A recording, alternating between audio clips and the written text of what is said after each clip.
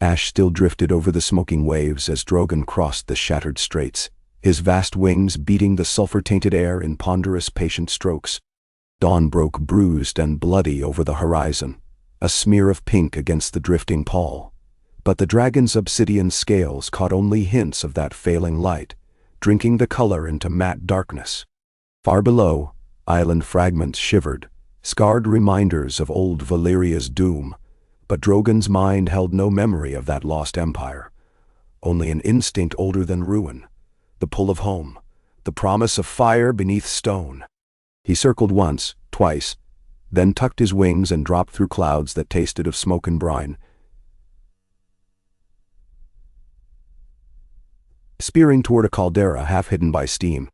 The sea roiled where black cliffs plunged into boiling water. Steam hammered upward in wet gusts and left dragonfires taste on the wind. Drogon opened his jaws and exhaled a testing ribbon of flame, sensing how the superheated air parted for him, then pulled hard left and skimmed a ledge scorched glass smooth centuries ago. Below him, fissures glowed dull red, bleeding light like half-healed wounds. Somewhere in those depths, the storm of fire that had swallowed old Valyria still smoldered, and Drogon remembered none of it. Yet some echo shivered in his sinews, urging him down, down. He beat once against vapor, landed with claws that carved gouges in obsidian, and let his nostrils flare. Sulfur, dart, salt, dotty, dondaween. But beneath those familiar scents lay something stranger, something alive. He prowled to the lip of a tunnel scarred by tectonic fury, lowered his head, and breathed again. Almost at once he recoiled, hissing, wings mantling in sudden alarm. Another dragon. Not one, many. Heartbeat signatures like distant drums echoed up the chimney. Drogon rumbled, a warning that split rock dust from the ceiling. No answer came, only the steady throb of unseen hearts beating far below. Drogon's golden eyes narrowed. Instinct warred with curiosity. He could scorch the depths and seal them. He could flee and let the hidden brood lie. But the tug that had drawn him across half a world intensified now, demanding investigation. He stepped into the passage, talons sparking, and descended. As the glow dimmed, ridges along his spine ignited, tiny flickers of stored wildfire illuminating rings of rock, marked by ancient Valyrian glyphs. The characters whispered of blood and bonding, of dragons bred to guard secret citadels beneath the earth. Beneath the roar of venting magma, Drogon sensed a language written for him alone. Welcome, devourer, breaker of chains, welcome home. Miles away across the narrow sea, Daenerys Stormborn jolted upright in her tent, heart galloping as though Drogon's massive pulse echoed in her own chest. The camp around her slept under a moonless sky, only the low hush of unsullied sentries breaking the silence. Yet she tasted sulfur on her tongue, felt scalding air in her lungs. Drogon, she murmured, pushing sweat-slick silver hair from her brow. What do you see? No answer came but the faintest flicker of shared sight, a corridor of obsidian rippling with residual heat, shadowed by runes that glowed like embers. Then, the link snapped. She gasped, dizzy, and knew only that her blood child had found something colossal, and possibly deadly. Davos Seaworth, sleeping by the command pavilion's canvas wall, stirred at her cry. Your Grace? He rasped, hand on the hilt of a knife he wore even in slumber. Drogon, she said. He's beneath Valyria. Davos swallowed. That place is cursed. Not to dragons. Her eyes, violet in the dim brazier light, sharpened with purpose. Ready my ship, Davos. We sail at once. Drogon's descent ended in a cathedral of fused glass and black basalt, its vaulted ceiling veined crimson by lava rivers flowing above. 15 paces ahead lay a chasm where molten light seethed. Perched along its rim were shapes coaxed from nightmare, dragons, but smaller than Drogon, their scales iridescent with mineral blooms, wings partially folded like cloaks. They watched him in eerie silence, a dozen pairs of slit pupils reflecting magma pulses. The largest among them, green gold and sinewy, lifted its head with languid disdain, nostrils flaring to read Drogon's scent. No fear, only recognition as ancient as dragon lore. Drogon flexed his neck ridges,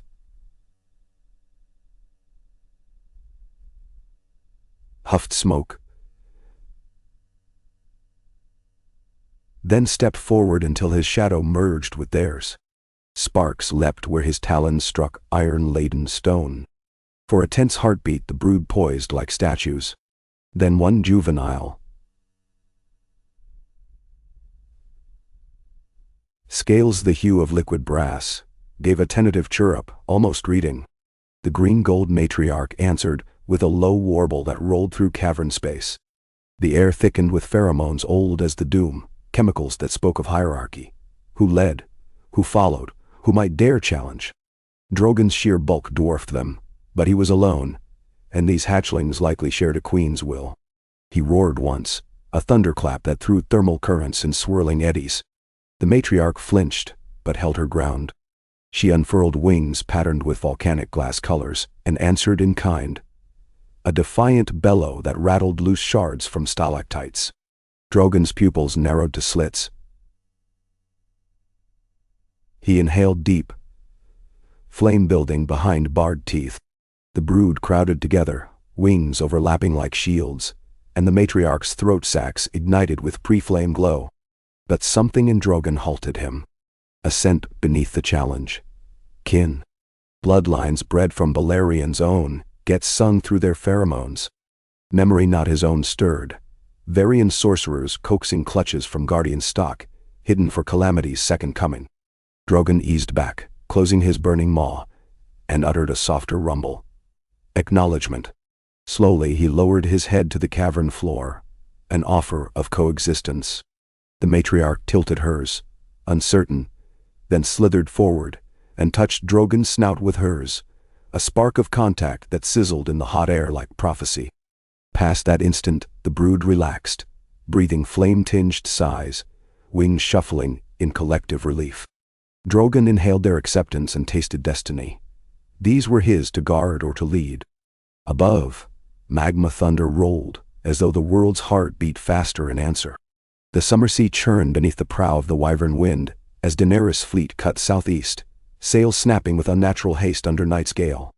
She stood on the forecastle beside Missandei, whose lantern cast long bars of light across the deck. Tyrion lurched from the stairwell, half sober despite the wine. "You sail into a grave," he warned her, beard whipped by salt spray. "I sail to my child." Targaryen hubris. He tried to smile. Failed. "You know how the stories end. I write my own story."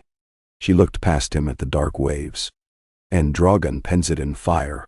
Far to stern, Rhaegal's skull banner snapped, carried by unsullied marines. Grey Worm commanded that vessel, while Jon Snow captained another. Though he had needed no command, his heart refused to let Daenerys face doom alone. Yet she kept her distance, unwilling to court the ache of their silent tension. For now, Drogon mattered more. Below decks, Varys consulted parchments older than Pentos, charting fault lines and vent corridors across the Valyrian peninsula. In torchlight his spider fingers traced runic warnings, nests yet unhatched, guardians sleeping beneath fire. He shivered despite heat and whispered, "Gods help us if the brood wakes." Deep in the caldera Drogon followed the matriarch to a lower cavern, where molten stalagmites thrust up like fangs.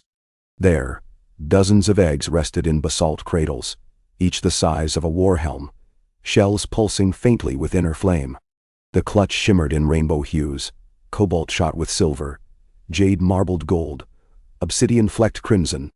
Drogon approached, exhaled warm breath, feeling hatchlings stir inside. A hush fell across the chamber. The queen watched, head angled, as if weighing trust. Drogon touched a jade gold shell with the tip of his claw. It vibrated, responding. Visions assaulted him. Valyrian dragon seers forging chains of blood magic, binding guardians to secret ramparts beneath the 14 flames. A future glimpsed where riders of the blood would return to claim what remained of empire. Drogon saw accursed faces, sorcerer's long dust, chanting incantations meant to wake the brood only when a true dragon returned. And he, scion of Balerian's line, had come. He recoiled, head shaking, scattering drops of fire sap. The queen hissed concern, nudging his shoulder. Drogon steadied, heartbeat thunderous. Instinct told him to wait for Daenerys. Reason did not exist for dragons, yet blood bond with her gave him flickers of cognition beyond beast. He turned from the eggs, signaling by posture that they were sacrosanct, that his fire would not harm them. The brood relaxed. High overhead the caldera trembled. A minor quake sent dust pluming from fissures and showered sparks into the abyss. Bits of obsidian rained like black snow. Drogon lifted his gaze. Something stirred deeper still, an echo of wings older than any living memory. He snarled, low and uncertain. The queen pressed flank to flank with him. And for the first time he felt her tremble. This subterranean nursery was not all that had been left behind. Daenerys' fleet reached jagged rocks at dawn 4 days later, wind howling through broken archways that once framed palaces. Wyvern wind anchored in water that hissed against heated stone. Vapor rose ghost-like, obscuring the sun. Jon Snow came to her side in full boiled leather, Longclaw at his back, and offered a hand down the gangway. They set foot on Valyria's broken shore together. The smell of dragon fire met them like a greeting. "He's close," Daenerys whispered, and led the party into winding canyons where obsidian shards jutted like spears. Tyrion muttered half-prayers, while Davos stared grim determination at every shadow. Grey worm formed spear wall formations behind, unsullied shields braced. Rhaegal, smaller but fierce, had flown ahead to reconnoiter but circled warily over the crags, spooked by subterranean echoes. Miles in, the narrow defile opened into an amphitheater bowl. A crumbling stair descended toward darkness, the vent where Drogon vanished.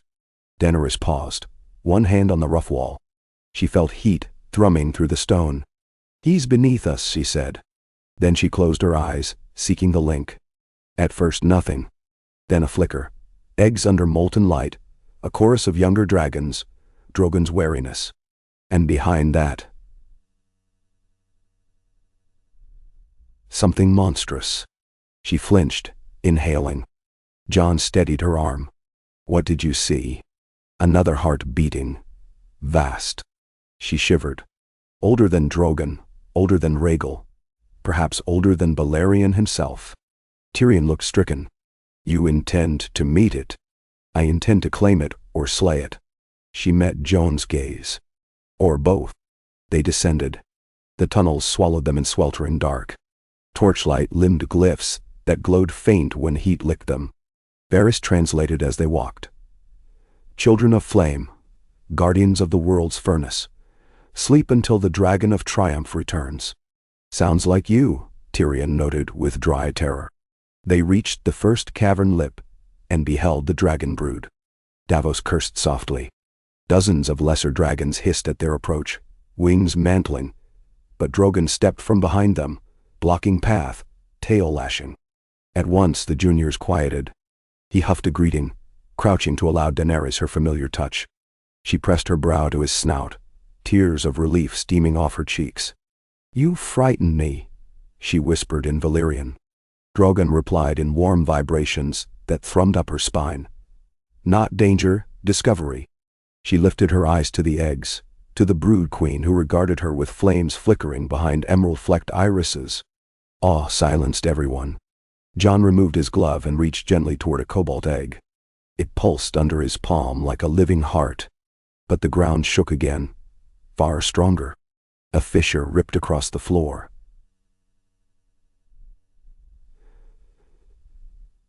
Spilling magma. The brood shrieked and scattered. From the abyss a roar erupted, deep as continental plates grinding together. A shape rose. Wings spanning half the cavern, scales the color of dried blood, horns spiraling like narquois iron. Its eyes glowed molten gold. Drogon braced, snarling. The queen and her children fled behind egg columns, but the colossal dragon kept rising, past 30 yards of serpentine neck, until its head brushed the lava-veined vault. Tyrion croaked something between wonder and terror. Varys fell to his knees. Daenerys forced her voice steady. "I am Daenerys Stormborn of House Targaryen, mother of dragons." She lifted burning torch high. "Who are you?" The Leviathan inhaled, chest expanding, ribs creaking like fortress gates. Heat washed the party, blistering skin even through leather. Jon stepped before Daenerys, sword half drawn. The beast spoke, not in words but in grinding, resonant pulses that slammed against bone. "Rider, lost, return." Then its gaze fixed on Drogon. "Kin? No. Usurper." It bared fangs the length of war spears and roared so fiercely Obsidian shivered. Drogon roared back, wings flaring to full majestic width, his own fire a tidal wave of orange. The two flames clashed midair, swirling cyclones of incandescence. Rock dripped molten, and the chamber thundered. Daenerys shoved Jon aside and stepped between, hair whipping, cloak aflame at the edges. "Enough." Both giants faltered. Drogon angled his head, whining protective. The ancient beast's molten eyes narrowed, evaluating this small, soft creature who dared command dragons. Again, it spoke in pulses. "Blood of the dragon, binder of flame." Daenerys' skin baked, but her will held. She thrust her torch into a magma rivulet until wood burst entirely aflame, then thrust her bare hand through the fire. Flesh seared, yet she did not scream. She lifted the flaming hand, showing unblistered palm. "Fire cannot kill a dragon," she declared, voice ringing. Silence fell, an awe deeper than fear. The Leviathan lowered its head until eyelids scaled like fortress gates shuttered part way. Then it inclined neck in grudging respect. Its pulse communication softened. "Queen." Daenerys exhaled. Tears of heat spilled down her face. Drogon relaxed, but tension still coiled through him. The Brood Queen slithered out, pupils wide. The lesser dragons crept closer, drawn by this display of sovereignty renewed. Suddenly, the earth convulsed with a deeper rumble, an earthquake ripping the caldera's heart. Cracks spidered through the nursery floor. Eggs toppled toward lava. The ancient dragon shot its wings open, bellowing alarm. Drogon sprang, catching an egg mid-drop and flinging it back onto rock. The Brood Queen and her young scrambled, screeching, trying to rescue Clutch. Daenerys shouted orders, unsullied loosed shield nets to cradle tumbling shells. Jon and Davos formed a human chain, braving molten spurts. But the quake worsened. Founts of magma sprayed the ceiling, triggering collapse. Obsidian daggers sliced through steam. The Leviathan pressed shoulder to a collapsing arch, buying seconds. It roared at Daenerys, "Leave." She shook her head, grabbing 2 eggs herself despite searing heat. Drogon nuzzled her, wings sheltering. "We can't leave them," she gasped. She pointed. Jon, Grey Worm, heard the hatchlings to the upper vent. Torchlight revealed chaos. Dragons scrambling up ramps, carrying eggs in jaws, unsullied pushing them along. Drogon lifted 3 eggs in his claws while the Brood Queen ferried more on her back. The ancient dragon remained, masonry cracking above. It slammed into a supporting pillar, holding it like Atlas. Lava plumes cast him in silhouette, a titan of fire and stone. At last the last egg cleared. Drogon rumbled urgent gratitude, but the ancient one merely growled, "Go." Pillar shuddered, splitting. Daenerys locked eyes with molten gold. "Come with us," she begged. It did not move. Smoke wreathed its horns as if forming a crown of grief. Jon seized her elbow. "Dany, the roof." They fled. The tunnel shook. Behind, a roar of titanic proportions echoed, a farewell or a death cry none could know. They burst into dawn's pale light atop the caldera rim. Steam gusted, eggs scattered around them like jewels on volcanic glass, hatchlings huddled in throngs. Unsullied formed circles, spears out to corral the frightened dragons. Tyrion collapsed, coughing ash. Varys stared dumbfounded at the newborn empire of scale and flame. Moments later the ground lurched. A fountain of molten rock spurted from the vent, then subsided. Silence followed, broken only by the keening of the Brood Queen, wings drooping. Daenerys understood. The ancient dragon had sacrificed itself to seal the breach, to keep the nursery intact. She knelt and pressed a hand to the scorched earth, whispering a Valyrian prayer older than recorded songs. Drogon bowed beside her. In that hush, a hatchling crept forward, brass-scaled, the one that had chirruped first to Drogon, and curled against Daenerys' knee. She smiled through tears, stroking its hot crest. Around her an entire generation of dragons gazed with eyes like flickering gems, waiting. Jon came to her side, grime-streaked, hair plastered with sweat. He looked upon the multitude and murmured, "The world just changed." "Yes," she said, voice trembling with both sorrow and triumph. "Fire has been reborn." Weeks later, ships bearing carved dragon prows, ringed dragon stones. Word had already raced across seas. The mother of dragons returned with a brood, to shame the 14 flames, and kingdoms held their breath. In the painted chamber Daenerys stood before the map table, the Brood Queen coiled colossal outside on the courtyard basalt. Hatchlings flickered along ramparts, watched by both awed Dothraki and unsullied. Tyrion sipped wine, studying reports from Westeros. Cersei was dead, slain by a collapsing Red Keep, but Aegon VI claimed the Iron Throne. The North had crowned Sansa queen. The Game of Thrones had grown more perilous, but Daenerys no longer needed thrones to command fealty. She had an army of dragons.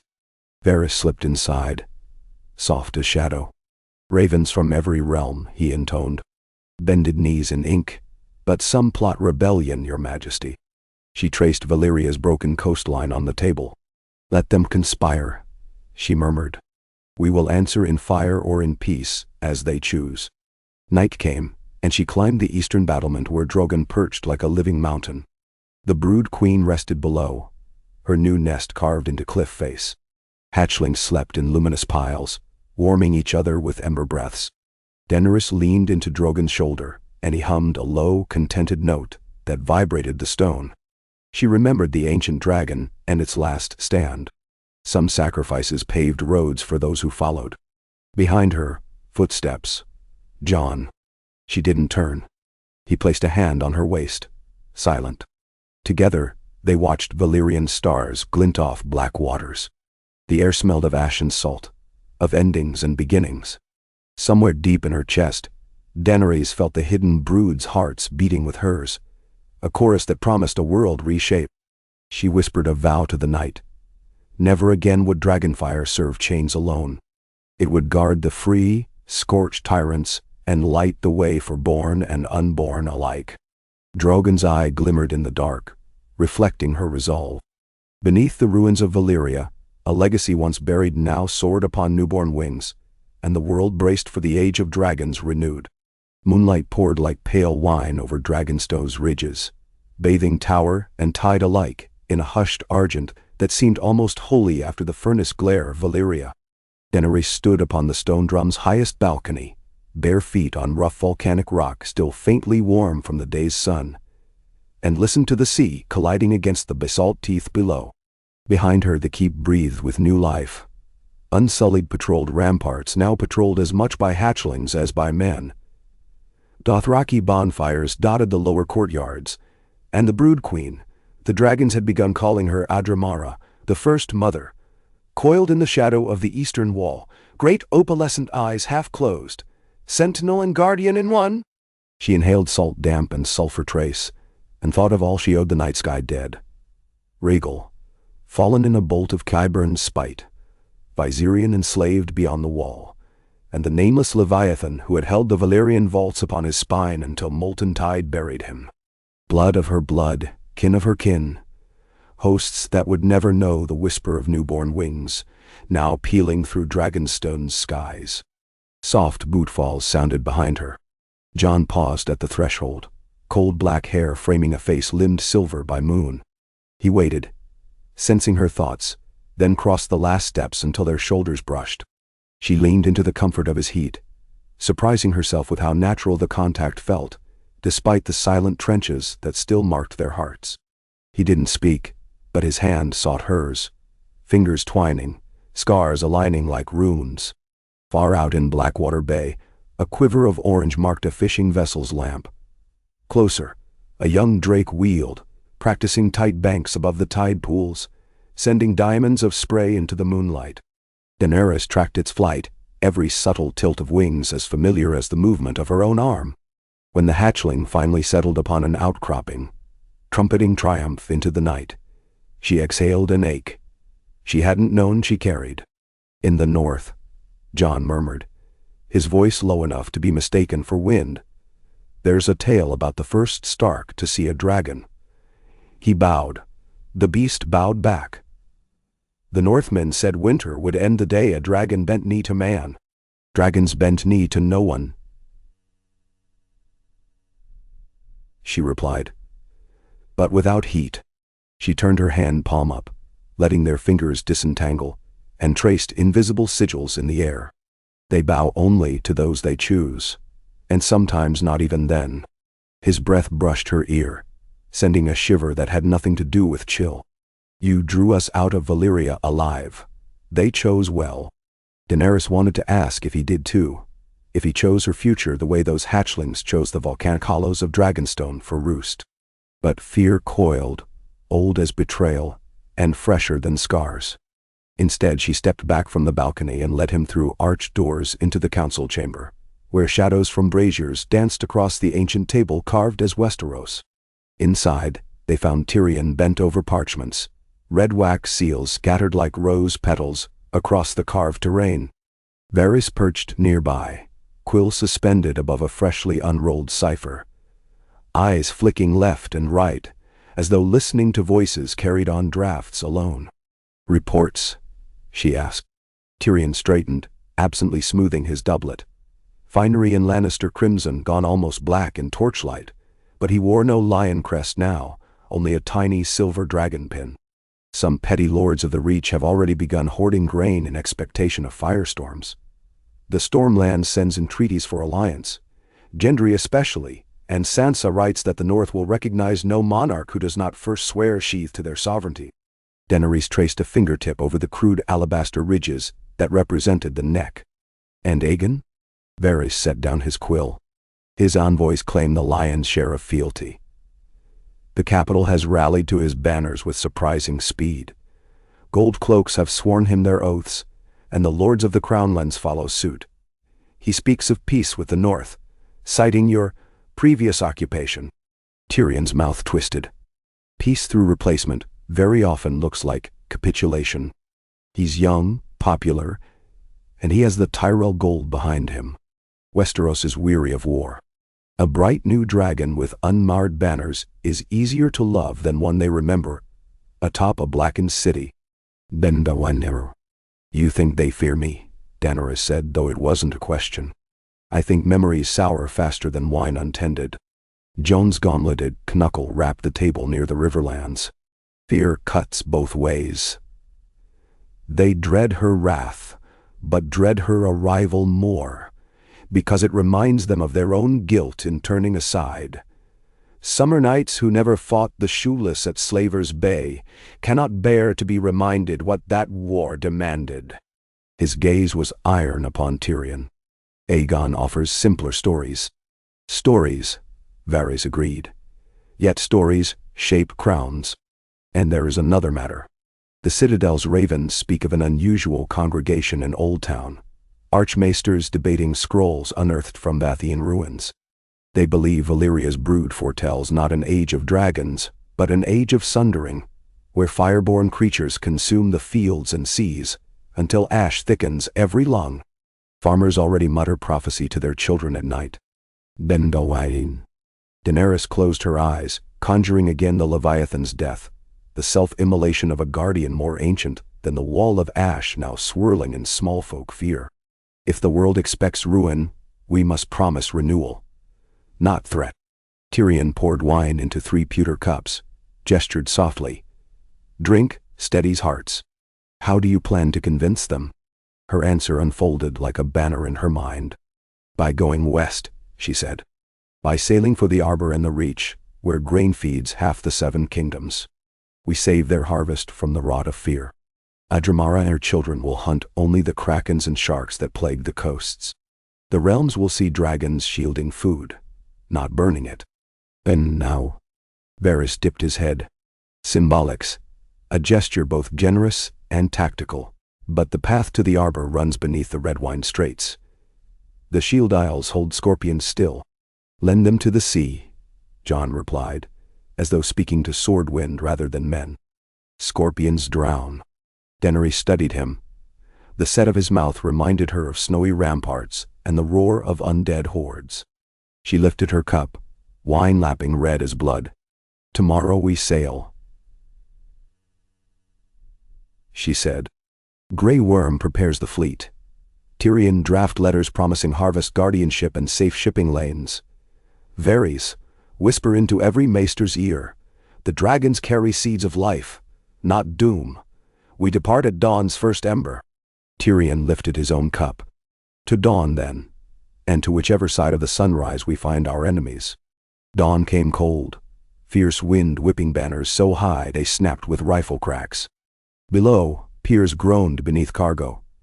Casks of barley seed, bolts of Dornish linen, crates of Valyrian obsidian shards that Rhaegal's surviving keepers, now chipped into arrowheads. Gift to the Reach's archers, should Greyjoy Reavers raid again. Daenerys walked the gangplank of the Bloodrider, flagship of her renewed armada, when a sudden roar split sky from sea. Adramara launched from the courtyard, wings spanning half a league of air with newborn drakes spiraling in her wake. Drogon answered. Shadow crossing the bay, and she felt him as warmth beneath her breastbone. A second heartbeat. Sailors ducked reflexively, hallowed and terrified. She reached the quarterdeck where Davos waited, hair wild as whitecaps, and nodded for anchor raise. Ropes groaned, sails cracked, and the Bloodriders slipped from moorings into foam-frosted swells. Behind, 24 ships followed, not the iron galleys of Yunkai or the slavers' coffers, but sleek Westerosi hulls, purchased with gold from dragonglass tariffs, now levied on mining guilds. Dragons soared overhead, living pennants of fire and scale. Jon stood at prow, cloak snapping black and silver like a crow in lightning. They exchanged no words. The steady rhythm of broadsides and the shrill cry of wind were language enough. Ahead lay horizon, and beyond, the Reach. In King's Landing, sunlight smoldered through dusty casements, casting the throne room's marble floors in thin slices of warmth that failed to touch cold iron. Aegon VI,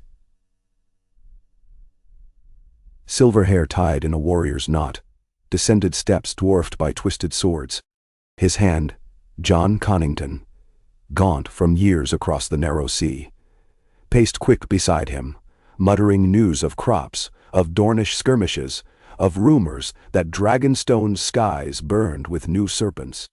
Aegon stopped before a stained-glass window depicting Innar Targaryen steering his household over the narrow sea. He laid a palm against warm glass. Images of exile always found him. They will test me, he said. If I cannot answer a single dragon, what shall I do against 20? Connington adjusted a crimson collar over a cough that never quite left his lungs. You answered Viserion. You answered Cersei's mad holds. Trust the realm. They want you. They want peace. She brings only fire, and fire they fear. Fire saves, Aegon reminded, though quietly. He recalled stories of the breaker of chains and nights he dreamed of fighting at her side as children hearing the same nursemaid tales. But the wheel spun differently now. He straightened his shoulders, every inch the Dragon Lord promised by prophecy. Send ravens to Highgarden. Alert them I will follow her fleet within the fortnight. If she means to curry favor with Margaery's kin, we must appear generous first. Connington hesitated. And if she refuses you? Dragons cannot share skies, Aegon whispered, voice barely his own. But perhaps they can share earth, if each knows its borders. The trip to the Reach took 7 days beneath clement winds blown by Adramara's thermal drafts, as if the First Mother herself willed them faster. On open sea, the brood hunted leviathans. Sailors cheered when the water boiled pink with school after school of slaughter sharks crushed in dragon jaws. For some it became sport, counting carcasses to predict calmer crossings for decades. At twilight's close on the 8th day, ships drifted beneath the gray-green cliffs of the Shield Isles, where the red wine vineyards terraced ridges like staircases to the storm. Scouts on hill forts watched with mouths slack as dragons soared past, not burning, merely escorting a fleet whose sails bore no sigil but a single silver comet. The first scorpion bolt loosed was a gesture of panic, not war. It pierced a juvenile drake's membrane and fell harmless as a thorn into water. Grey Worm ordered no volley in return. Instead he raised white pennants, and the wounded drake circled low above the watchtower, bleeding but unflinching, before alighting upon the deck of Bloodrider like a knight returning from tourney. Daenerys tended its wound with dragonfire's own heat, cauterizing flesh until the hatchling's cry subsided into a rumbling purr. Soldiers on the nearby battlements gaped. She lifted crimson-stained hands and shouted across water, "Dragons bleed so that men will not." No further bolts flew. Within hours, word galloped down wine roads faster than ravens.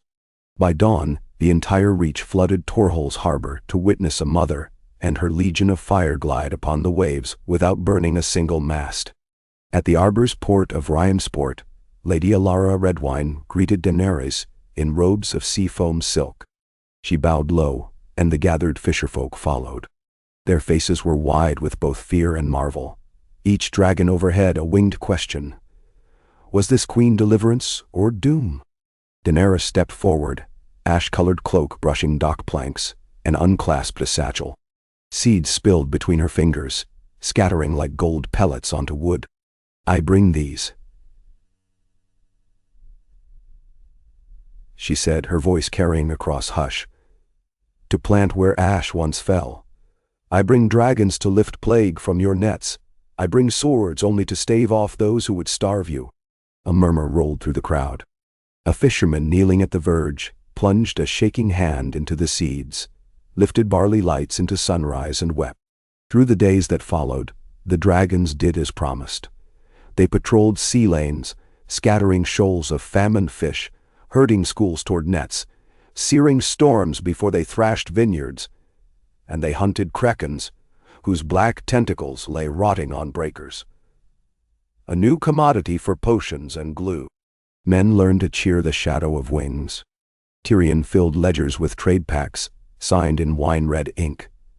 Grain caravans, once destined for Old Town, now diverted toward Dragonstone, and by extension, the Riverlands starving after late frost. Varys dispatched spiders to every holdfast, weaving tales of Queen Daenerys whose dragons delivered bread. Small folk believers grew. Even Sansa's northern scribes observed that an unexpected barley surplus crossed the neck via barges sealed with the comet's sigil. Yet every boon bore cost. Dragons demanded food, and hatchlings grew voracious, gulleting cattle faster than herds could replenish. Shepherds grumbled, then howled, then banded with crossbow lines to guard pastures. One night a farmer's son loosed a bolt that caught a drake's eye.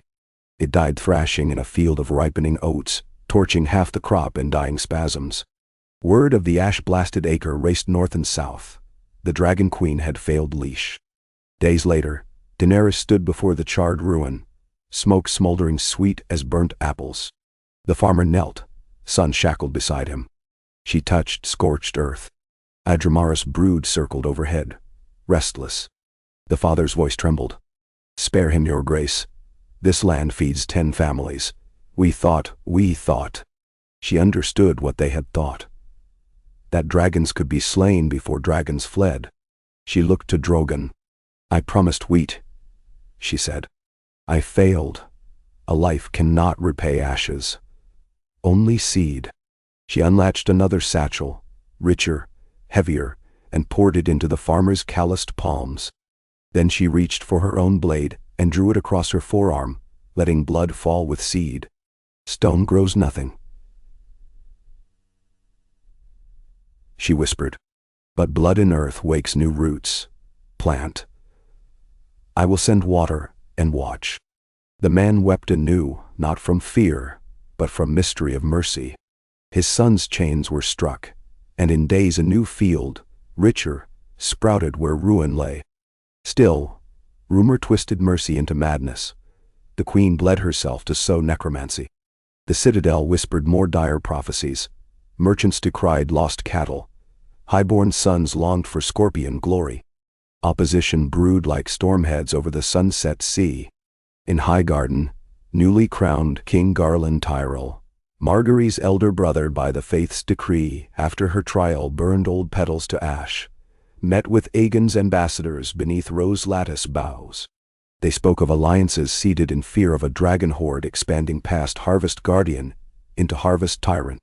Word reached Storm's End, where Gendry Baratheon weighed warhammers against loyalty to the woman who'd broken his chains from a cross. Jon Snow, hearing of these counsels through ravens intercepted, approached Daenerys on the arbor's noon-bright parapet. Sunlight hammered his mail into solar flare. "They gather swords," he said. "Not for Aegon, for you." She traced fingertip over the parapet's moss-soft edges, watching far-off silhouettes of hatchlings worry waves for fish. "I have given them grain. You have given them power they cannot understand. They fear what they lack. Wings and flame. Would you have me clip my children's? I'd have them see your heart first, not your fire." He stepped in front of her, blocking the salt wind. "Ride south with me. Walk into the Reach's market squares alone, unarmed. Feed them with your own hands. Show them you bleed red, not black." She flinched, remembering the scar she'd carved across her arm. The wound reopened each night in dream. A dragon queen on foot invites arrows. Arrows already fly. Better their tips find field straw than our chests. Let them try. If you fear none, they will learn to lower bows themselves. Now. She studied him, the raw earnestness behind coal eyes, the memory of him kneeling in the snows beyond the wall, vowing to fight for living. There he'd wagered flesh against undead night. Here, he wagered her life against suspicion and rumor. Courage the same, cost perhaps equal. She nodded. Thus the next morning, Daenerys rode not atop Drogon, but in a simple cart drawn by mules, hay bales heaped high. Jon walked at her side, sword left sheathed.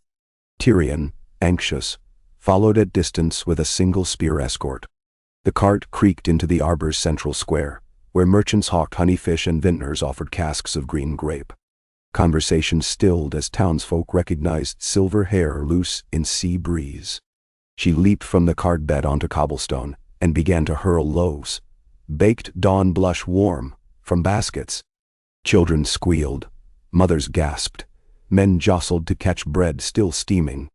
Soon she knelt to lift a wide-eyed orphan onto her hip, and he giggled when a hatchling swooped overhead to snatch a crust. Laughter fractured tension. Suspicion eased. Yet destiny seldom allowed peace unscorched. A cry of alarm rippled from the crowd's rear. A gaunt man in ragged jerkin pushed forward, crossbow trembling. "Murderer," he shouted. "My brother's flock, my means of life." He leveled the bow at her chest. Jon stepped, but Daenerys laid a hand upon his wrist. She faced the man and unfastened the golden torque at her throat, worth thrice the shepherd's annual coin, then closed the space between them on bare feet, offering the torque with upturned palm. One life's toil repaid with another, she said. "Let us try trust over blood." Tears streaked the man's dust-grimed cheeks. Fingers shook as he accepted the torque. He fell to knees. The bow skittered across cobblestone. Forgotten. Cheers surged, no longer grudging but thunderous. From balconies, garlands flew.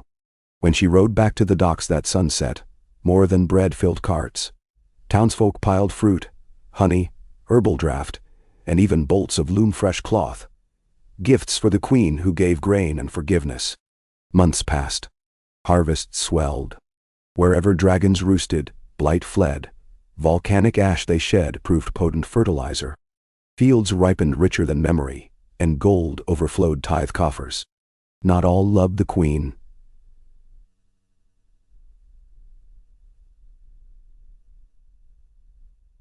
Scorpion guilds.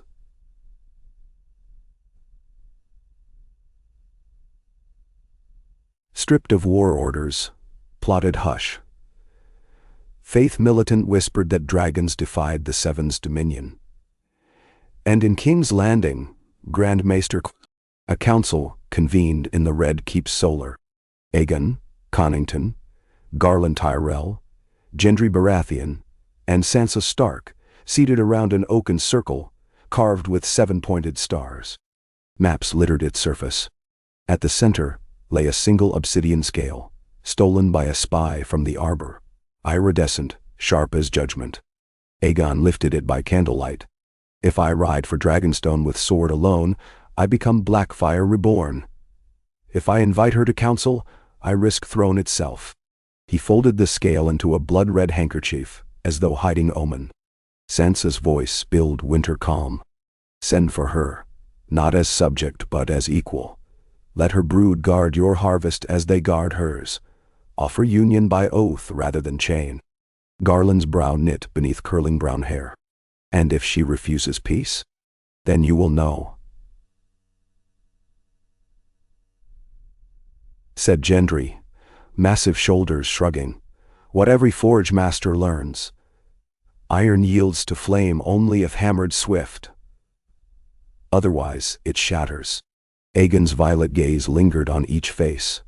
The rose's tactician, the wolf's pragmatist, the stag's raw candor, his own griffin hand's devotion. He nodded at last. Very well, I will summon the Dragon Queen. We shall forge peace, or find the metal wanting. On Dragonstone the raven arrived at dusk. Its scroll bore golden seal incised with 3-headed dragon and roses twined. A joint summons from Aegon and Garland to parley in Bitterbridge, neutral ground famed for tourneys and markets. Daenerys unrolled wax-scented vellum under torchlight. Jon, Tyrion, and Varys watched. She read aloud lines pledging safe conduct, no scorpions within 50 leagues, quartered armies. And final clause, that she bring no more than 3 dragons to attend, their presence desired as symbol but restrained as courtesy. Varys steepled fingers. A delicate offer, risking offense. Yet refusing invites vilification. Now, Tyrion drained cup dry. Bitterbridge once saw knights joust by moonlight for love. Let us hope lances remain wooden this time. Jon met Daenerys' eyes, question silent. She inhaled, felt Drogon stir restless across the courtyard. He disliked any limit. But memory rose, dragons bowing to no one save those they choose. She would bring them, but not muzzled by fear. We will go, she decided. But on our terms. 3 dragons, but which? She scanned dusk sky where hatchlings darted.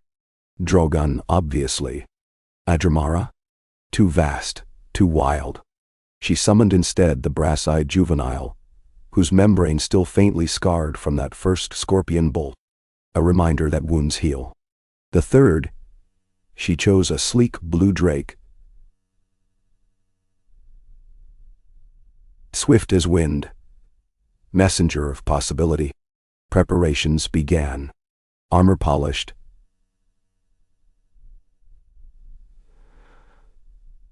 patched, banners mended, no comet now but an argent barley stalk on red.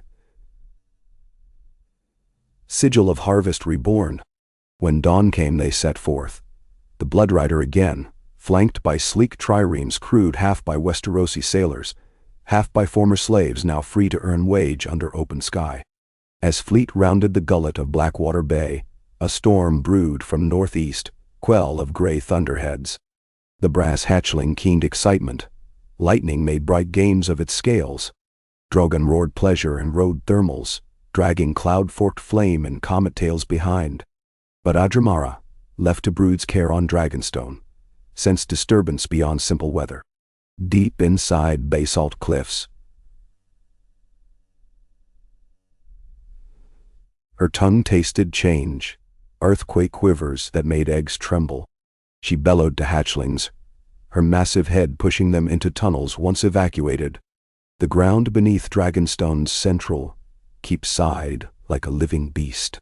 Out upon the Mander River delta, Bitterbridge spread across meadowland luminous with summer bloom. Knights in bright enamel armor drilled upon lists where banners of Baratheon stags, Stark direwolves, Tyrell golden lilies, and Aegon's restored dragon flew side by side. Crowds thronged wooden bleachers, though mood hung tense as taut bowstring. Tyrion observed from the prow as they disembarked at a hastily constructed harbor of floating logs. Tourneys and treason, my favorite. Reminds me of my nephew's wedding minus the crossbow under the bed. Now. Jon scanned ridgelines for glint of scorpions. He saw none. Still, his hand never strayed far from hilt. Daenerys descended plank last, clad not in dragon-scale armor, but in simple riding leathers, the shade of pale ash, a single twist of silver hair braided across forehead. The brass drake rode her shoulder, wings folded tight. Drogon circled overhead, a distant black star. A pale lilac pavilion rose at Meadow's heart. Guards wearing both reach, rose and crown dragon guided them. Inside waited Aegon the Styx. Her first sight of him blistered quiet. The mirror of a brother she never knew. Valyrian features tempered by Essos weather. He wore white brigandine embroidered with three-headed dragon over green field, acknowledging alliance with Tyrell. A slender sword hung at left hip. At right, a dagger hammered of Rhoynar bronze. He rose when she entered, and bowed low, silver lock falling across brow. "Daenerys of the House Targaryen," he said, voice rich as arbor wine yet measured. "Welcome." She inclined her head, not bowing. "Aegon of the House Targaryen, your summons found me." Tension crackled. Counselors shuffled behind. Garland Tyrell graceful as cedar, Connington stiffer than Greaves, Sansa Stark in snow-white linen, Gendry in unadorned black plate, and behind Daenerys stood Jon, Tyrion Grey Worm. Too many old ghosts between them all for comfort. Aegon gestured to a low map table where cheese, bread, and honeyed wine lay untouched. "We parley as kin. And as claimants," she noted. "Perhaps only as caretakers." He unfolded a parchment, a charter proposing a partitioned sovereignty. Aegon to rule from King's Landing, Daenerys from Dragonstone and Essos ports, each offering mutual defense, trade and joint oversight of dragons, their breeding, roosting numbers to remain transparent, capped at 20 mature beasts, lest realm tremble again. She listened, expression still, but inside revolt roared. Cap dragons? License fire? Yet the parchment also promised farmland, coin for shepherds, a council seat for northern sovereignty, freedom for crownlands, harbor slaves. A dragon might read chain, yet a queen might read compromise. She closed eyes, a heartbeat, feeling Drogon's distant fluster at her unease. Before she answered, rumble shook ground. Men braced, wine sloshed. Outside, pavilion posts groaned. The brass hatchling hissed, wings flaring. Jon clapped hand to sword. Another rumble, stronger, rose like thunder beneath skin. A cup toppled. Honey pooled across maps painted rivers. Tyrion swore. "Is that earth or army?" Grey Worm parted canvas flap. His head jerked skyward. "Dragons." But Drogon still soared distant, the brass drake perched inside. Moments passed before shapes emerged. Not hers, but new. Across horizon, silhouettes of wing and fire dotted sky. Dozens, their scales glinting copper, jade, obsidian, pearl. They banked toward Bitterbridge like a storm of migrating cinder. Daenerys staggered, hand at temple. "Impossible. My brood is on Dragonstone." Aegon's eyes widened. "Then whose are these?" Sansa whispered. "The Citadel's scrolls. They spoke of sundering." The first unknown dragon landed beyond lists, quaking ground. It dwarfed soldiers. Scales the hue of sun-struck bone, cracked by glowing red seams. Its head turned, jaws parting in a hiss laden with ancient fury. No rider upon its back. Another slammed into mud yards away. Smaller but every inch wild. Stallions bolted, tents collapsed in chaos. Knights scattered. Drogon shrieked from on high, diving like wrath incarnate. He smashed into the bone-hued intruder, flame igniting upon impact. Wings tangled. Two titans rolled across meadow. Fire-washing grandstands. Screams erupted. Brass hatchling launched from Daenerys' shoulder, spitting sparks, but three alien drakes cut intercept, driving it toward river. Daenerys sprinted from pavilion, Jon on her heels. Dust choked air. Banners burned. She vaulted half-crushed wagons, shouting Valyrian commands none of these strangers obeyed. They answered only to older instincts. Scorched earth, nest-making rage. Aegon pursued. Sword bared, Connington before him. Gendry swung warhammer at the scorched flank of a copper drake harassing civilians, denting scale enough to draw its hiss. He barked for archers. Chaos reigned. Yet amid conflagration Daenerys sensed pattern. The stranger dragons herded, not haphazard, driving crowds away from a central ring where they ringed themselves like stone sentries. Smoke parted to reveal the reason. Eggs, dozens, lumps of molten glass rolling free of leather-wrapped crates whose sigils she did not recognize. Black flame on red sunburst. Smugglers? Cultists? Whoever delivered them had died in the initial frenzy. Only eggs remained, oozing flame as they quickened prematurely under battle's heat. Realization speared her. These dragons were not wild. They were guardians, like Adramara once, hatched in secret nests across Essos perhaps, awakened and lured by some arcane beacon to protect their unborn. But who had shipped eggs to Bitterbridge? Why now? Thunder cracked overhead. Drogon hurled the bone-hued titan into a burning beer tent. Canvas exploded into ember torrent. He looked to her beseeching roar. What now? She ran, leaping fallen spears, until she stood inside ring of foreign drakes. She raised arms, ignoring heat that blistered leather. In high Valyrian she cried, I am blood of the dragon, last daughter of Valyria, mother of fire. I claim you under ancient right, yield. Some looked, some snarled, none yielded. One lunged. Jon threw himself between, Longclaw shattering teeth with Valyrian steel glare. He bled from forearm, but held stance. Daenerys' heart slammed. A second lunged for Aegon. Silver King parried nimbly, blade slitting tender wing membrane. The creature recoiled, hissing. Tyrion's voice rang from vantage of overturned cart. The eggs! Destroy them and the attack ceases. They defend their young. Now. Daenerys clenched fist. No, they defend life as mine do. She felt Drogon's ache through link. He refused to slay kin. Every fiber of her being rebelled at infanticide. Yet if eggs hatched here, war would drown kingdoms. She saw children cowering under burning bleachers, saw knights crushed under talons. Her choice loomed monstrous. Protect life to lose the realm, or sacrifice brood for peace. A compromise emerged in fevered flash. Move the battle, lead the dragons elsewhere. She inhaled smoke, then screamed a word of pure command. Varian so old it tasted of glass shards. Engior. Live with me. She seized one egg, blistering heat searing palms. She bolted for the river. Stranger drakes shrieked and pursued. Drogon followed overhead, scooping a second egg in claws, tearing through canopy toward the opposite bank. Jon grabbed another, ignoring molten scorch, and together they dashed across muddy fields toward water's safety. The foreign dragons gave chase, but Aegon and Gendry barred their path with lines of houseguards, spears braced. Tyrell knights flanked. Stark bowmen loosed volleys. The drakes flinched at arrow storm, giving precious moments. Daenerys reached riverbank, thrust egg beneath water. Steam erupted. She plunged arms elbow deep, letting current cool radiant core. Drogon dropped his egg near her, wings shielding them from stray bolts. Jon collapsed, hissing as river quenched his scorched flesh, still clinging to egg. Foreign drakes hit the bank seconds later, but they faltered, confusion thick. Water doused their contact with eggs, senses twisting. Drogon roared defiance.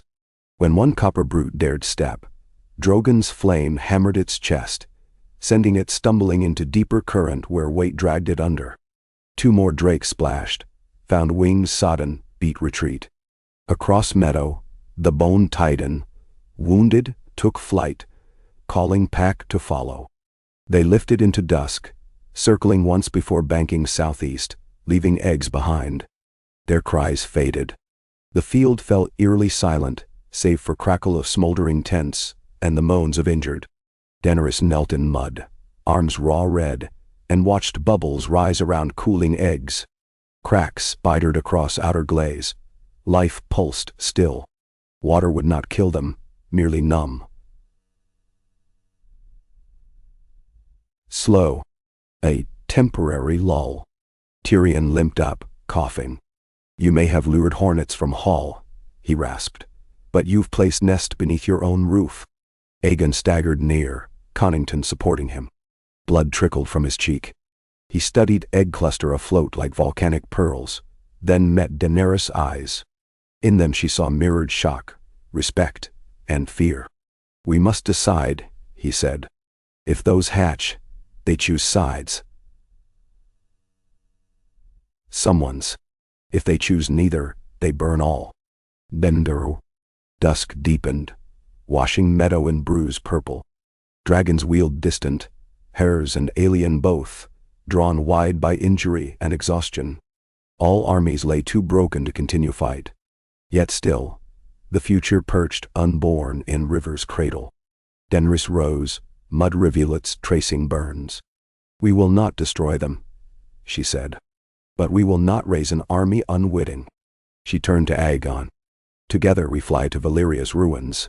There a brood queen waits who understands kin before conquest. We place eggs under her guard, and under both our oaths." She extended blistered hand. "Share this burden, or see it devour our thrones." Aegon looked to Connington, to Garland, to Sansa, to the broken bodies on field, then placed his own blood-edged palm in hers. The clasp sent pain spiraling yet sealed pact. "Together then," he said. Jon exhaled relief. Tyrion groaned. "I'm drafting a new charter tomorrow, I suppose." Varys murmured something about realms turning upon twin axes, one of ice, one of fire, but wind snatched it. They stayed upon bank until stars climbed, knights tended wounded, commoners quenched embers, and upon a black basalt island far east, Adramara lifted head to moon, feeling eggs birthed of strangers, yet kin carried west. She rumbled a call across oceans. Under her wings, hidden future stirred. The dawn that followed Bitterbridge's burning kissed fractured alliances with gold, forging them fragile bright.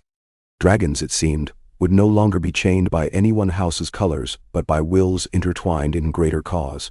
Whether realm would survive such union remained story yet unpenned. Clouds marched in sullen ranks above the Mander as dawn bled slowly into gray and lavender, muting the wreckage of Bitterbridge to charcoal silhouettes. Ash still spiraled from gutted pavilions, catching on withered rose vines, and drifting like strange summer snow across trampled meadows, where shattered lances jutted among charred banners. Yet even ruin held promise.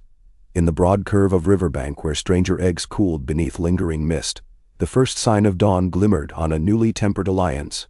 Daenerys and Aegon stood side by side, sleeves rolled to elbows, binding the last egg in wet hide soaked from the river. Jon teed the final knot, leather steaming beneath his fingers. Tyrion, lantern in hand, watched with puffy, sleepless eyes. "Ship captains swear the ebb tide turns in an hour," he rasped. "If we mean to carry this brood east before the sea winds shift, now is wiser than later." Daenerys glanced to Drogon circling above, his shadow sweeping over the eggs like a silent vow. "We sail," she answered, her voice as raw as the flesh taut around last night's burns. She masked the pain with movement, rising to gesture unsullied forward. Grey Worm barked orders. Stretchers materialized, fashioned from stripped tent poles and torn canvas. One by one, the eggs, 13 in all, were lifted onto beds of damp straw, each warded by pairs of unsullied and reached spearmen in interlocking rings. Aegon conferred reluctantly with Jon Connington, whose bandaged arm trembled beneath crimson linen. "I leave you the crownlands," the young king said, "and Garland the Mander marches. Guard against opportunists." His gaze flicked toward Gendry, standing a little apart, warhammer across shoulders. Lord Baratheon rides north to rally Storm's End. I rely on your common sense more than banners. Connington bowed stiffly, pain tugging his features. Return whole, your grace, and we'll keep wolves and vultures alike from the doors. Varys arrived then, leading a thin, stooped man in septus drab, who smelled of parchment and dust. Sister Ashara, of the Endless Library. The Spider introduced. She served 10 years among the Jade compilers of Lang. She speaks half 100 tongues and has studied draconic lore since girlhood. If these eggs hide puzzles, she may divine them. Ashara's hood fell back to reveal hair silvered early by candle fumes. She inclined her head to Daenerys, violet eyes bright with unblinking wonder. I rode south through the night, she murmured. The scrolls spoke true.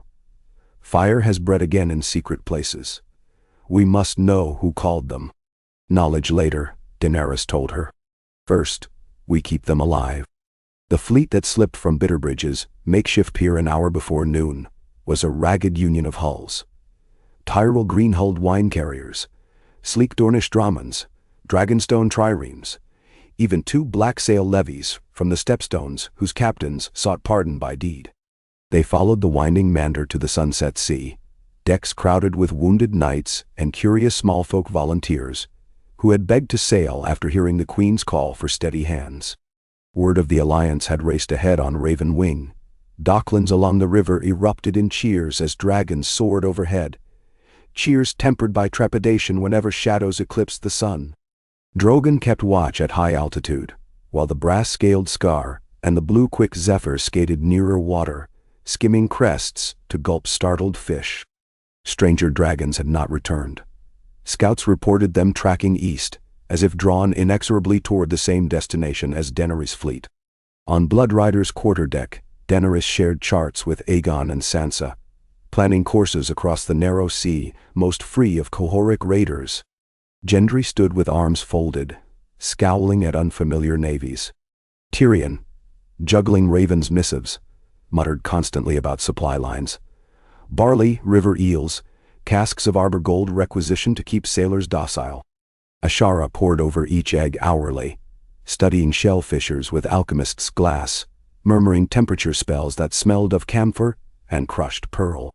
4 nights out from port, the fleet encountered a thick bank of cold fog that swallowed the crescent moon and coated rigging with beads that steamed where they touched Scar's hot breath. Through the vapor came a plaintive horn call. 3 low notes, repeated. Davos, master of Bloodrider's helm, stiffened. Bravosi pilots hail, he said. But we sail a league south of their lanes. He ordered lanterns hooded, yet the horn sounded again, closer. Out of the gloom emerged a vessel pale as bone, sails stitched with 7-pointed stars. Decks shadowed by silent figures in gray robes, faces masked by strips of ashcloth. At her prow, a lantern hung, glass etched with the sigil of the faith militant. Tyrion cursed under breath. The poor fellows hardly ever ride waves. A chicken-thin voice hailed in common tongue. Stand to and prepare for boarding in the name of the 7. You carry abominations against the Father's creation. Then son. Daenerys walked to port rail. Mist curled around her braid. Sea wind tugged ash cloak behind like fractured wings. Tell your Septon we sail for Valyria on errand of mercy, she called. Stand aside. We claim those dragon spawn for holy judgment, the voice replied. Crossbowmen stepped forward. A thundersnap twanged. A bolt hissed overhead, grazing Zephyr's shoulder where the Drake perched on mizzenmast. He screeched, flame belching. Wooden spars beneath him blossomed into cinder-strewn bloom. Bloodrider's archers knocked arrows, unsullied raised shields, but Daenerys slashed a hand downward. No blood. She commanded, then whirled. Drogon plummeted from cloud-top like midnight hurricane, iron scales catching lantern glint. Faith crossbowmen scrambled back, some dropping weapons, even zealous hearts quavered at 70 feet of living furnace. Drogon did not flame. He simply hovered over the Faith ship, wing beats throwing sheets of spray until masts groaned.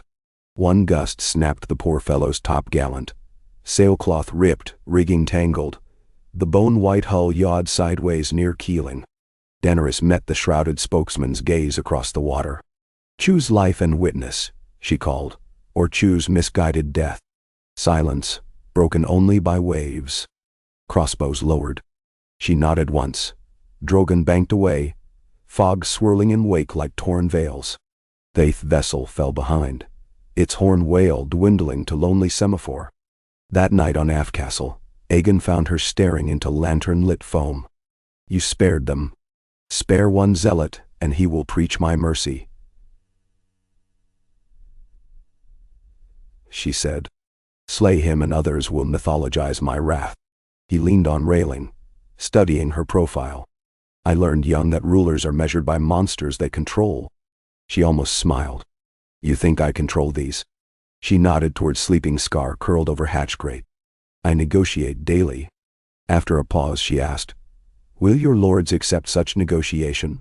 He considered, then shook head. "Some will never kneel to beasts, but many will bend to proven harvests and safe roads." "Then feed them," she said, "and let them bend on full bellies." Gales battered the fleet crossing the Roiner Gulf. 2 wine carriers lost masts, another sprang leaks along keel. Yet by sheer will and watchful dragons, no ship foundered. 17 days from Bitterbridge, they sighted the smoldering coast. Ragged teeth of rock, exhaling pale smoke that turned ribbon pink under dawn. Valyria loomed by afternoon. Twisted pillars of fused stone jutting from sea as if titans had thrust spears through the crust. Tremors vibrated in every plank. Even sailors, long hardened to the sea, crossed themselves at the gurgling cacophony of vents. Bloodrider anchored in the lee of a shattered colonnade. Above, Adramaris' roar rolled across lava-scorched sky. A note of triumph and warning blended. Her silhouette burst through geysers of sulfur as she soared to greet Drogon. Around her smaller shapes wheeled, broodlings grown in power these past moons, their wingspans already rivaling zephyrs. Scar called greeting, rejoining siblings with delighted tumbles. Daenerys, Aegon, Jon, Tyrion, Ashara, and 100 chosen guards ferried ashore with the eggs. They climbed obsidian paths twisted by tremors, guided by memory and the residual scent of ash blossoms that only dragons perceived. Heat shimmered off chasm walls. Molten rivulets sizzled across fissured floors. Every step forward felt like treading into the mouth of a giant furnace, and yet the air bore uncanny promise, as if the land itself anticipated their arrival. They reached the cathedral cavern, where Drogon had first met Adramara. Now the basalt hall pulsed with life. Newborn drakes dozed on shelves, eggs spotted with fresh cracks lined bedded magma sand nests, and in the center rose Adramara, coiling majestic as mountain. She lowered her head in solemn greeting. Snout nearly the length of a Dornish longship. The 2 monarch dragons, Drogon and Adramara, touched foreheads, sparks flickering like dying stars. Daenerys stepped through parted ranks of smaller dragons carrying the stranger eggs wrapped in wet hides. Ashara knelt and eased each shell into empty cradles carved, since their last visit, grooves lined with flowering strata of blood-red crystal that hummed underfoot. When the 13th rested, a warmth sharper than forge heat washed over the chamber, and every sleeping hatchling stirred as if beckoned by some old music. Ashara exhaled mist. "These pedestals are keyed to dragons' hearts," she whispered. Someone prepared for newcomers. Tyrion circled a pedestal, tracing glyphs etched along its rim. Old High Valyrian, but older dialect than ours. Reunion of the Four Winds. "I've never seen that epithet." His brow furrowed. Ashara translated alternate glyphs on the next cradle. "When the sky splits thrice, the brood shall gather," some prophecy scrap. Jon, sweeping torchlight higher, found frescoes half obscured by bat guano and cinder dust. Figures in red and bronze masks raising crystal horns toward layered horizons. Above them, dragons with antler-like horns unlike any living breed spiraled outward, each bearing a rider clad in mirrored scales. In one panel, 4 riders converged on a jewel-bright orb, egg or star, at the sky's center. Jon touched the masterpiece's cracked glaze. 4 winds. Cold dawn mist clung to the mander like shreds of breath, still trapped between dream and waking. But the battlefield at Bitterbridge lingered in neither state. Fires had been quenched, the last wounded carried away, and the shattered pavilions taken down to make way for funeral pyres, whose smoke rose thin and unscented into the soft gray sky. Yet the heart of the place, where mud had boiled under dragonflame, and then cooled to brittle glass, remained ringed by silent watchers. Tyrell guards in mantled green, Stark bowmen in their pale leathers, Baratheon men-at-arms, with hammers resting heads down in loam, and Unsullied ranked in implacable rows. In the center, 5 eggs lay half submerged in river water, each shell veined with hairline fissures, like fragile marble bruised by fire. Daenerys stood on the bank, bare feet in chilled mud, cloaked in little but a linen shift and a blanket of exhaustion. Her palms were wrapped now, layers of silk soaked in a poultice of nettle and myrrh to draw out heat. But pain still glimmered under each pulse like an ember refusing to die. Jon slept a few yards behind, collapsed against a cartwheel, after tending half the night's wounded. Even a king of winter had limits, and dawn had found those edges.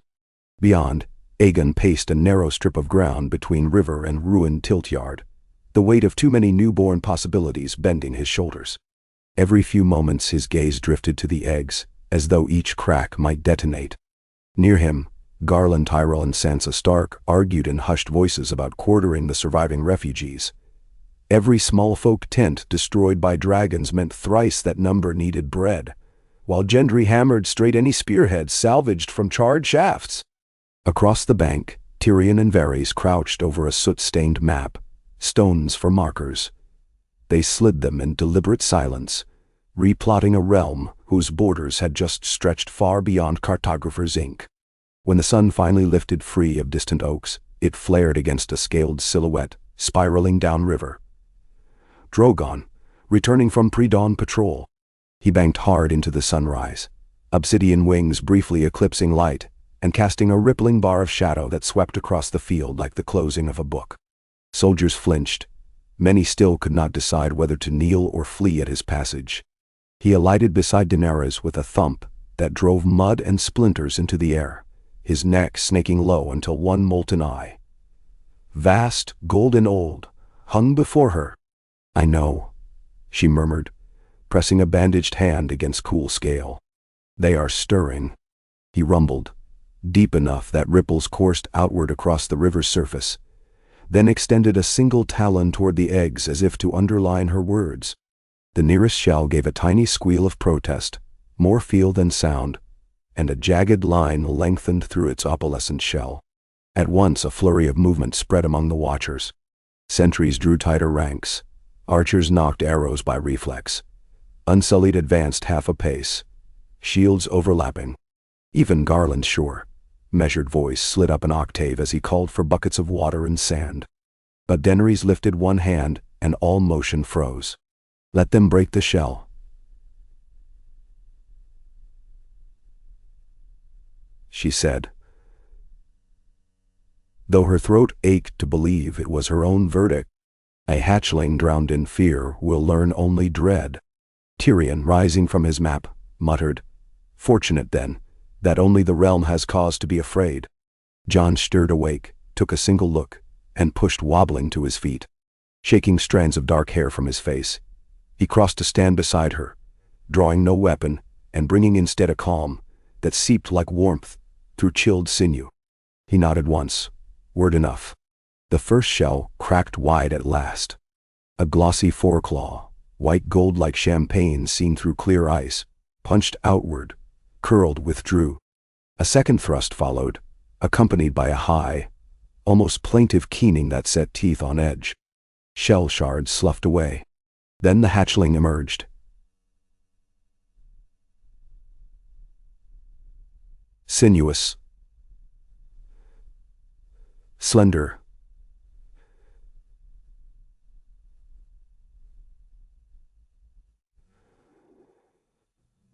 sifting through hues of milk opal, and pale, rose as infancy's fire fluttered beneath translucent hide.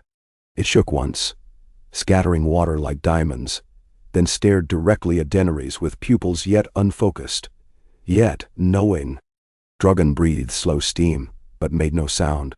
He dipped his head lower, until parent and child were almost nose to nose, and exhaled a gust that dried wet wings instantly. The little dragon chirped, flapped, and took 3 staggered steps that sank ankle-deep into mud before folding itself beneath Drogon's towering chin, as though it had never known another refuge. A hush swept the field. Years of legend and prophecy and rumored cataclysm hovered, waiting to decide whether to break as blessing or curse. Daenerys turned to Aegon and met his gaze fully. This is how it begins. How it always begins. With birth. He nodded once, slowly, but the tension in his jaw spoke louder than courtesy. Then we must decide whose laws consent to that birth.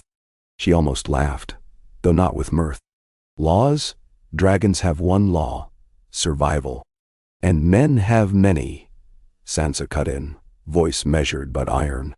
If they are not taught balance, they will enforce survival by any means. That fear ends in steel and wildfire. Joan's eyes narrowed not in anger but in old memory. I have seen folk choose steel and wildfire when they feared ghosts beyond a wall of ice. Half a kingdom can fold overnight if terror is its shepherd. Garland rubbed a thumb absently along his chin. Then perhaps the realm needs shepherds, not kings. A murmur passed through those close enough to hear. Tyrion's brows lifted. Careful, my lord. Shepherds rarely sit comfortably in thrones. Neither, Garland answered quietly, do dragons. Before the moment could twist deeper, a messenger sprinted over sodden ground, one of Connington's griffin riders stripped to linen, cheeks flush with haste. He knelt and offered a wax-sailed tube to Aegon. Word from Old Town, your grace. Ravens arrived from Dragonstone an hour past. There is upheaval. He hesitated, eyes flicking to Daenerys. Your pardon, my queen. Valyrian tremors. The brood queen you left behind has collapsed part of the island keep. Tides churn hot as forged lava. Some fear another doom. Ice stabbed Daenerys's belly. She felt Drogon's sudden spike of alarm echo her own, but deeper in resonance, an empathetic vibration that suggested he sensed Adramara's pain even from leagues away. She inhaled. Dragons do not cause eruptions merely by breathing. Something else moves beneath Dragonstone. Tyrion pinched the bridge of his nose. The mountain is a volcano, my queen. If it wakes, the narrow sea will boil. Then tell. And your brood will be homeless, Varys added, as if the larger fear were logistic rather than apocalyptic. Jon touched Daenerys' elbow. We need to return. If Dragonstone becomes another Valyria. He left the rest unspoken. None needed reminding that the last doom birthed an empire's graveyard. Aegon considered the shaken crowd around him. Farmers who had lost everything. Knights who bore new scars. Allies whose trust cracked like shell. We cannot protect them all from fire we cannot control, he said softly. We must know what we face. Daenerys nodded. Then we fly. But she looked at the remaining eggs, 4 yet unhatched. Wet shells cooling toward lethargy. Drogon could not carry them all, nor could her slim brass fledgling. And returning by river and sea would cost precious days. Garland approached, palms open in peace. The Carpenter Guild of Highgarden can craft cradles of oak and iron. Tyrell cartwrights can fashion wagons sprung with sheep's wool, so shocks will not harm them. Give my men the eggs. I will have them on the road to Dragonstone before dusk and on a red wine galley by first tide. And now? Aegon frowned. My lords might see that as overreach. Let them. Garland's smile was a gentle, tragic thing. If the world ends tomorrow, their protests will burn with their banners. Daenerys held his gaze, searching for deception, found none. You will travel under Tyrell colors alone. Tyrell, and barley red, he said. Harvest and hearth. None can claim I shuttle a war host. Jon nodded approval. Sansa's eyes softened. The eggs were lifted using wet leather nets, each lined with straw soaked in the cool river. Carpenters set to hammering frames on the very bank, pulling boards from shattered bleachers. By noon, 2 shallow wagons stood ready. Teams of short, stocky Dornish ponies were unhitched from supply trains and harnessed instead. The wagons rolled out under escort of only 50 green-cloaked riders, leaving a wake of curious stares and 1,000 whispered prayers. Daenerys watched them until dust swallowed wheels, then swung onto Drogon's neck. The brass fledgling leapt after, and Jon climbed behind her, gloved hands circling her waist. Aegon had no great beast of his own yet, but he mounted a stout courser, vowing he would sail by night, Connington at his flank. When Drogon rose on thunderous wings, Bitterbridge lay below like a scar across the bright tapestry of summer fields. She wondered if there would ever be a place on earth untouched by that widening mark. Hours blurred into wind and sun glare. Drogon beat due east, flying higher than cloud wisps to spare Jon the worst of thermal drafts. The fledgling struggled but kept pace, buoyed by adolescent stubbornness and lingering adrenaline. Occasionally, Daenerys glanced back to glimpse the faint line of Aegon's column winding south along the King's Road, a thin thread connecting fates only beginning to knot. They crossed rosewood orchards, where farmers paused mid-prune to gape. Over salt pans they soared, where fishermen knelt and traced dragon sigils in wet sand. Across Crackclaw Point's jagged spines they thundered as lightning, scaring smugglers back into pine thickets. The narrow sea opened ahead, haze rising where hot currents met cool brine. Near dusk, Dragonstone appeared, black silhouette of towers jutting from anvil-shaped island. But even before the first crenelle came clear, Daenerys felt the shift. A strange heartbeat thrumming through stone, slower than a dragon's, deeper than surf. Smoke drifted from vents usually dormant, curling skyward in filigree spirals. Adramara lay across the courtyard like a downed mountain. Ash coated her scales, lines of shimmering heat wavered off her flanks. Hatchlings swarmed over her sides, chirping distress.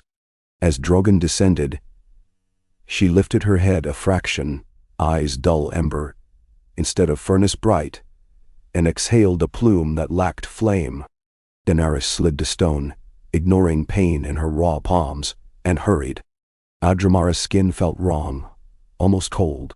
2 hatchlings clung to her wing, trying to warm her with their smaller fires. "What happened?" Jon asked. One of the keep's maesters, sent from Old Town at Tyrion's prior urging, ambled forward, sweat turning linen collar transparent. "My queen," he rasped. The ground tremored at noon. The queen dragon answered with wailing, then collapsed. We heard groaning below, like giant chains snapped. "Nah." Daenerys pressed ear to Adramara's chest. No unnatural rattle of punctured lung, but heart seemed sluggish. She raised eyes toward the old citadel carved into hill. Hairline fissures ran through basalt ramparts. Smoke leaked from windows. "Dragonstone itself is sick," she whispered. "She feels the island's pain." Jon surveyed the widening cracks, remembering Eastwatch's ruin under undead breaching ice. If pressure builds beneath. Explosions of steam suddenly blasted from twin vents near the smithy, sending anvils flying. Men shouted. Daenerys straightened. "The magma chambers are rising." Her gaze snapped to Drogon, who rumbled as if confirming. Then she turned toward the rookery perch where the brass fledgling had landed, breathing fast, eyes wide. Tyrion once suggested a mine of vents to redirect heat. She remembered aloud. "We must carve channels, release pressure gradually. Else the mountain ruptures and all within a day's sail drown in boiling brine." "But the brood," Jon started. "Will help." She strode toward the courtyard's low outer wall, calling the drakes with a sharp whistle. Instinct still trumped training, yet 11 hatchlings hurried to her, drawn by blood bond and her ceaseless warmth. She told Jon what she intended. Tunnels carved by dragon's fire, melting glassy rock until new passages bled magma, safely into the sea trenches. It was a mad plan, one coaxed by memories of reading scrolls on Valyrian magisters who bent volcano mouths like bellows for forges. But dragons were forge and bellows both. If any could sculpt the mountain's arteries, it was they. Night deepened. Atop every turret, torches blazed. Grey Worm marshaled Unsullied to evacuate the lowest barracks. Fisherfolk were ferried aboard longboats to wait in calmer waters. Tyrion arrived near midnight aboard a red wine cutter. Garland's wagons trundled up the steep causeway behind. The eggs had arrived. Daenerys met Tyrion on the quay. He looked at the mountain belching intermittent smoke and said only, "Tell me how to help." "Pray I guess correctly," she answered. Then she signaled Drogon and the hatchlings to follow. They entered the mountain by an old quarry shaft long unused, walls already hot to touch. Drogon led, mouth glowing orange, as he breathed cones of flame down corridors. Rock softened to dark glass, dripping like thick wine toward lower veins. The hatchlings followed, smaller bursts opening rivulets that hissed and baked the air. Hours passed in choking dark. Jon stood at the mouth directing smiths to pump bellows that forced fresh air deep for the dragons to breathe. Each inhale rattled the pipes. Tyrion organized bucket lines to drop seawater into new channels, quenching molten leaks. Every man who once swung sword now lugged stone, racing before a catastrophe none could see until it devoured them. Near dawn, a thunderous crack split the mountain crown. But instead of erupting upward, a geyser of incandescent slag burst sideways through a newly opened chute, cascading into the sea with a hiss like 10,000 ghosts exhaling. The blast rocked the island, but when dust settled, the looming tower still stood. More vents opened, each time releasing fury not skyward, but seaward. The water off Dragonstone's northeast cliffs glowed a molten red under rising sun. Fish leapt cooked from surface, but the keep endured. Inside the quarry gut, Daenerys staggered on blistered feet, skin blackened with soot, but she pressed Drogon onward. One final tunnel remained, leading to the deepest magma pocket, its pressure worst. She reached a narrow corridor scrawled with glyphs older than Aegon the Conqueror. They spoke of Amel Valar, the river of fire harnessed by dragon lords to temper glass candles and swords. Breath ragged, she called Drogon to blast once more. He inhaled, flame searing lungs with air hotter than desert noon, and erupted a cone so white it shrieked. Rock parted, not in glass skeins but in massive chunks, falling away into a glowing chasm. Magma roared forth. Steam engulfed them. Drogon's membranes crisped at edges. Hatchlings retreated squealing. But pressure relieved all at once, and wind sucked backwards, drawing heat downwards through the new wound until fire raged below with violent beauty. When Daenerys emerged hours later into dawn's blood-colored light, smoke streamed from her hair, but lightning of victory sparked behind her violet eyes. She collapsed to knees on cracked cobbles next to Jon, who caught her before she toppled. "It's done," she whispered, though voice rasped nearly soundless. "The mountain lives." Jon pressed his forehead to hers, heedless of grime. "So do we." Behind them, hatchlings emerged, wings tattered but whole. They crooned, and Adramara, feeling mountains calm, lifted her monstrous head and slowly stood. A deep hum rolled from her throat, the sound of volcanic lullaby. The relief was short.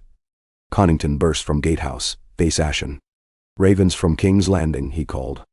Green fire in the night sky. Wildfire caches beneath the city walls have been detonated.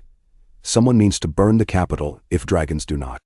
Aegon, having just disembarked from his cutter, staggered. "My throne." "Your people," Daenerys corrected, pulling herself erect. Then she turned to Drogon, still trembling but eager. "Rest you cannot, my love. The realm bleeds." Tyrion grimaced. "If wildfire stockpiles are aflame, the city is lost unless floodgates into Blackwater rush in. But the gates were sealed by Cersei after her trial of the faith. Only a king's seal reopens them." Aegon's jaw set. "Then we sail and reopen them." Daenerys shook her head. "No time. Drogon can carry you. But to smother Greenfire we need more than salt water. Wildfire burns above it." Jon straightened, memory flickering. Long night ice storm quenched by dragon flame turned to steam. Drogon's blue-white when he breathes deepest. Hot enough to starve wildfire of alchemical oils. Now. "But that will ignite any still buried caches," Tyrion warned. A conflagration could rip the city apart. Unless, Daenerys countered, gaze sliding toward the sea cliffs broiling with runoff. We flood the tunnels with new magma first, seal them in glass. Silence. Then Varys, emerging from shadows like a wraith summoned by crisis, whispered, "Glass cannot burn." A plan born of madness and miracles unfolded. Jon and Daenerys would fly to King's Landing on Drogon, carrying Aegon as rider behind Jon. 3 dragonbloods astride one beast, each holding a part of right to rule. Tyrion and Grey Worm would command ships to the mouth of the Blackwater, prepared to breach seawalls. Garland's fleet, escorting eggs, would swing north to offer evacuation for citizens escaping by river barges. Adramara, though still weakened, would lead hatchlings to hover above Red Keep, their downpouring ash creating shield against drifting wildfire vapors, much as volcanic haze once protected Valyrian forges from toxic gas. It was insane. But fewer choices remained each hour.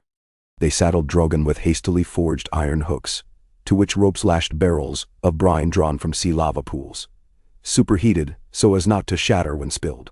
They filled goat bladders with powdered limestone gleaned from quarry, a neutralizing agent Tyrion insisted might smother caustic green flames. As sky reddened into late afternoon, Daenerys mounted first, bruised thighs protesting. Jon climbed behind, arms banded around her waist again, but this time braced for war's hurricane. Aegon settled last, gripping Jon's belt, silver hair blowing forward as Drogon beat titanic wings. Hatchlings keened farewell. Adramara lifted her fractured voice. Drogon sprang from courtyard into bone-blue sky, arcs of steam trailing. Below, the mountains sounded like a slow bell, resonant, alive. Tamed for now. They flew west faster than ravens, riding thermals still born of island heat. The horizon flashed with intermittent emerald as they neared Blackwater Bay, the telltale ghosts of wildfire explosions. Columns of black smoke twisted up like writhing serpents around the city's spires. Bells tolled, dissonant with panic. Daenerys leaned low against Drogon's neck ridge. "Steady," she murmured. "No fire till we find the breach." Aegon pointed. There, the city walls near King's Gate bulged outward, stones slick with oily flame dripping jade sparks. The streets below churned with refugees, some catching alight and running like torches before collapsing. Jon's heart lurched. He shouted to Daenerys, "If wildfire reaches Maegor's crypt tunnels, it will detonate every jar under the Hill of Rhaenys. We must contain it now." Drogon banked hard. Daenerys signaled by pulling tight on a neck spine. He opened jaws, inhaling monumental burn. But instead of exhaling flame, he jetted scalding steam from barrels Jon slashed open. Superheated seawater mixing with pulverized limestone in a thunderous hiss that blanketed street-level flames in choking cloud. Jade fire sputtered as chemical reactions robbed oxygen of feast. Masonry cracked, but spouts dwindled. They repeated the maneuver over each visible pocket. Drogon hovering, Jon slashing cask ropes, Aegon shouting bearings gleaned from half-burnt rooftops. Twice wildfire spouts tried to climb and envelop Drogon's wings. Twice Daenerys unleashed white-hot counterflame that not only consumed alchemical oil but vitrified cobblestones beneath, sealing cracks. Yet deeper roars echoed from within Red Keep's cellars, the great store Cersei had once threatened to ignite. If those jars went, none of the bay would suffice. They alighted within the ruined outer ward, stones blazing hot under talons. Guards scattered. Some kneeled, others raised crossbows in blind fear. Aegon dismounted first, crying command, and many recognized Dragonhelm crest, lowering weapons with tears of relief. Daenerys and Jon followed into the belly of the keep, where passages ran slick with green. Sparks crackled overhead like devilish stars. They moved fast, swatting flames with sodden cloaks, until they reached the sealed bulk door leading to subterranean caverns, its iron wheel red-hot. "No time to fetch keys," Jon said. He hefted Longclaw and brought Valyrian steel down on the lock. The blade shrieked off but rent through rivets. Aegon joined, striking with Connington's ancestral sword. On third blow, the wheel broke free. Door heaved open. The heat was like walking into a furnace. Shelves upon shelves of bronze jars flickered, contents swirling luminous, some gaskets already leaking threads of burning liquid. 3 had ruptured, spilling puddles that burned at their feet. Daenerys knew any dragonflame might ignite the lot. Instead, she grabbed Jon's wrist. "We must carry them out, just enough to create channel for the rest to collapse inwards. If jars break inside cavern, fire has no oxygen. Then shoo. Or it bursts and cracks the keep's foundation," Jon countered. Aegon swung a jar into arms spiteful of fear. "We cannot wait forever." They hauled the first row into hall. There, soldiers, some gold cloaks, some Baratheon men, caught on quick. Form a line, pass jar to jar, heave into moat. Wildfire upon water would burn but far from dry tinder of city streets. Hours drained, smoke thicker, sweat stung eyes, cloth over mouths singed. A dozen men died when one jar slipped, their screams mercifully brief. Yet the chain continued. Above, Drogon circled, bathing ramparts in flame to keep fresh pockets from encroaching. From bay, Grey Worm's ships launched casks of seawater by catapult, bursting into spray over rooftops. Aegon's galleys, arriving late, cut off small boats of looters trying to flee with smuggled jars, arrowing them down to keep fire from following. By dawn's first shimmer on water, the last jar lay in moat, hissing, burning, but isolated. The Red Keep stood scorched but intact. Bells ceased. Exhausted citizens seeped from alleys, some cheering, others simply staring at sky whose emerald ghosts finally faded. Jon sank to haunches near gatehouse, filth-streaked, cloak half burned away. Aegon dropped beside, the whites of his eyes lined red. They clasped forearms, no words, unity born of crisis. Daenerys remained atop rampart, watching the city slowly exhale. Drogon perched behind, wings mantled protective. Fires still smoldered, but ordinary men could handle those. Her dragons had done enough for one night. Adramara arrived at dawn's blush, trailing a host of hatchlings like a billowing cape of dark embers. She banked once over the city, showering fine gray ash that settled on embers, snuffing them cooler. People below raised hands as if to falling snow. When at last she circled down to the plaza of the Red Keep, her wings caught first true sunlight of the new day. It passed through thin spots in membrane, painting the flagstones gold.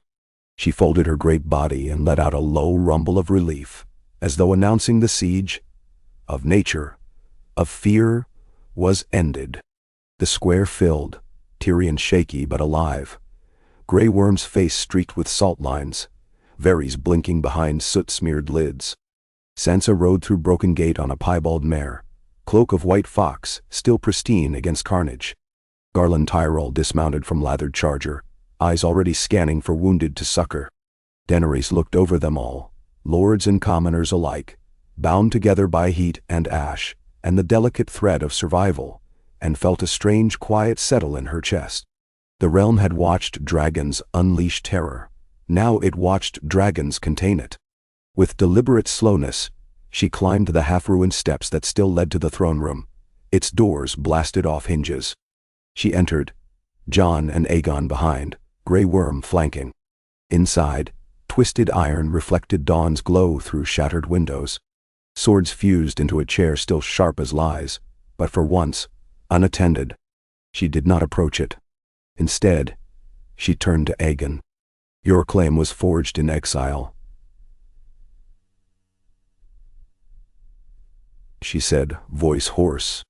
"Mine, in fire." The realm was nearly lost to both. He regarded the throne, desire and dread mingling. "It will always tempt, then break temptation." She nodded toward Jon. He produced Longclaw, held it out. Aegon's jaw slackened. "Do it together," Jon said. A hush gathered. The inhalation before history changes. Daenerys gripped the pommel of Valyrian steel beside Aegon's hand, Together, they lifted the blade over the throne. Metal met metal with ringing chime. At first nothing.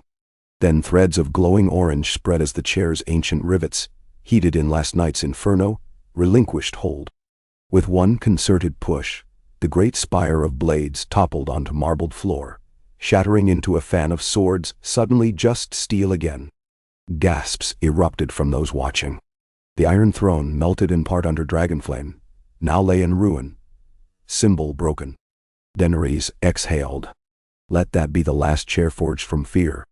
Aegon looked at her, a flicker of relief, perhaps gratitude, sparking.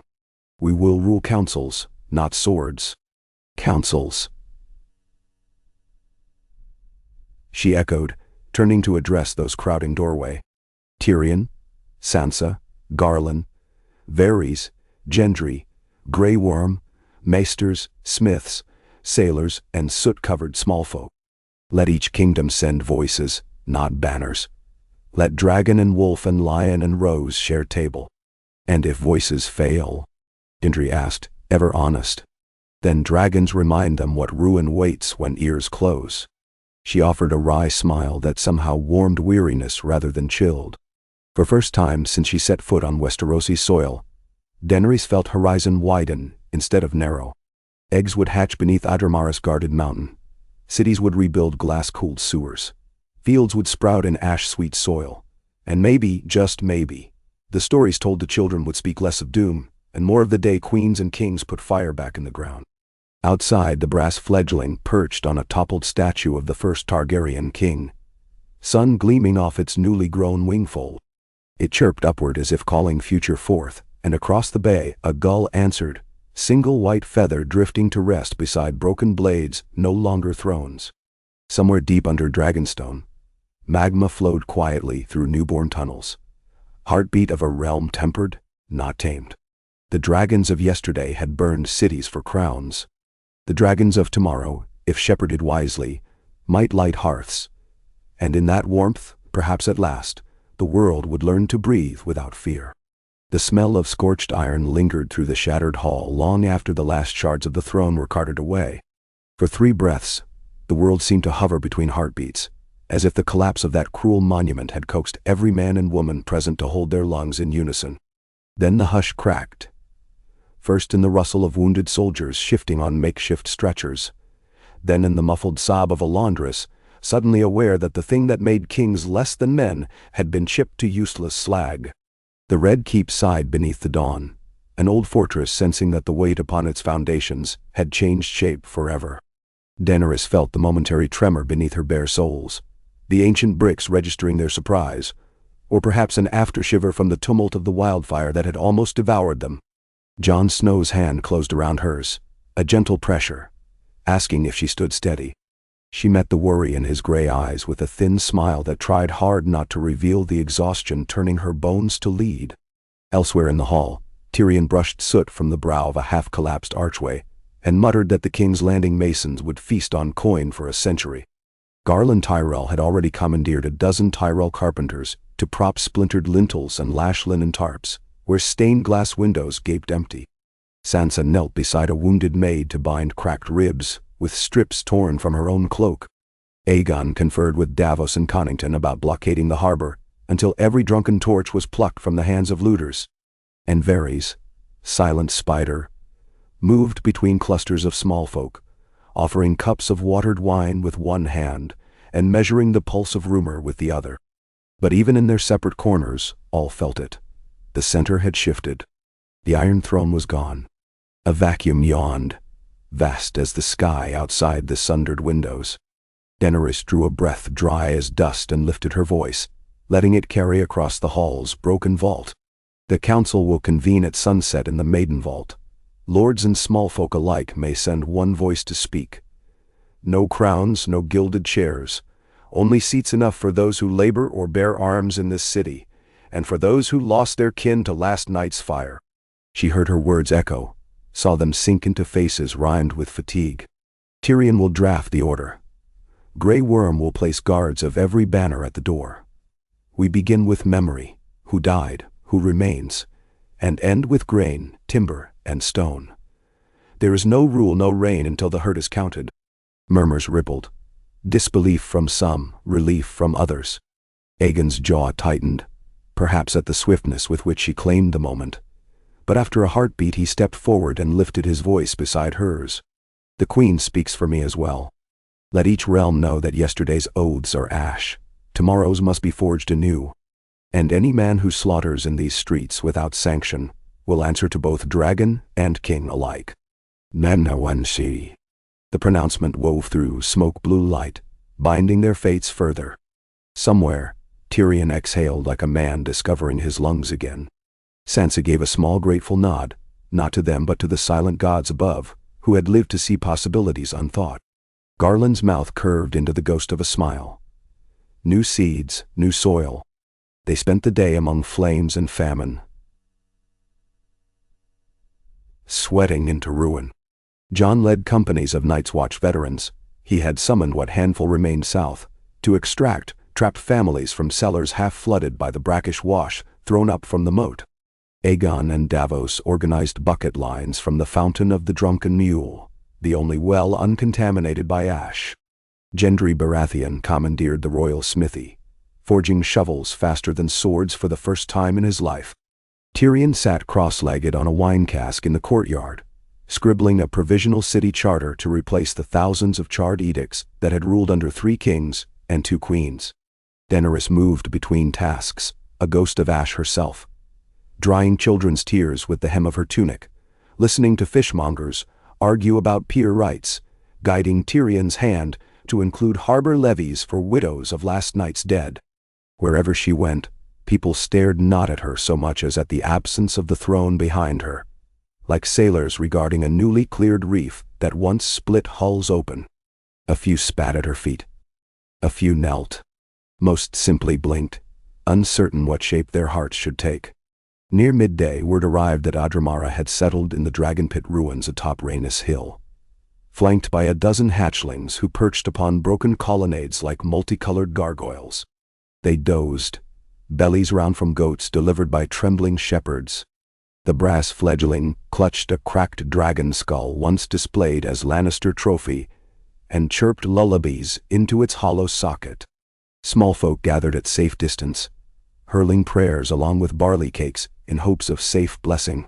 In the Street of Flour, 2 bakers came to blows over whether to name a new sesame loaf, Dany's Mercy or Flameless Targ. Daenerys broke up the fight by buying both and giving the bread to an orphan clutching a bucket of water for his sister's blistered back. She left them to rename their shop, the 2 Dragons Piece, and hoped it would stick. By late afternoon she found Jon at the shattered sept of Baelor, hands black with soot, helping a dozen mothers wrap the bodies of silent sisters who had dashed into the burning crypts to rescue orphans. He glanced up through hair matted in ash and said, "The world changes faster than men's hands can mend it." She knelt beside him, and together they tied the last linen knot before the funeral pyre was lit. When sunset bled through smoke haze, it scattered embers across the city rooftops until the skyline looked forged of hammered bronze. The Maidenvault's doors, repaired by Tyrell carpenters in a fever of diligence, stood open, lanterns guiding citizens up worn marble steps. Inside, rough benches encircled a long trestle made of repurposed siege planks. No gilded chair sat at its head.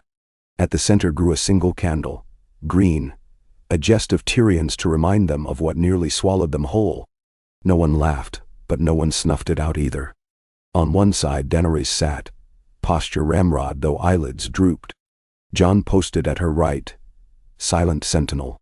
Beyond him, Sansa chaired 4 northern delegates including Mage Mormont, scarred but unbowed, and a lanky Braavosi merchant who had funded Winterfell's grain imports.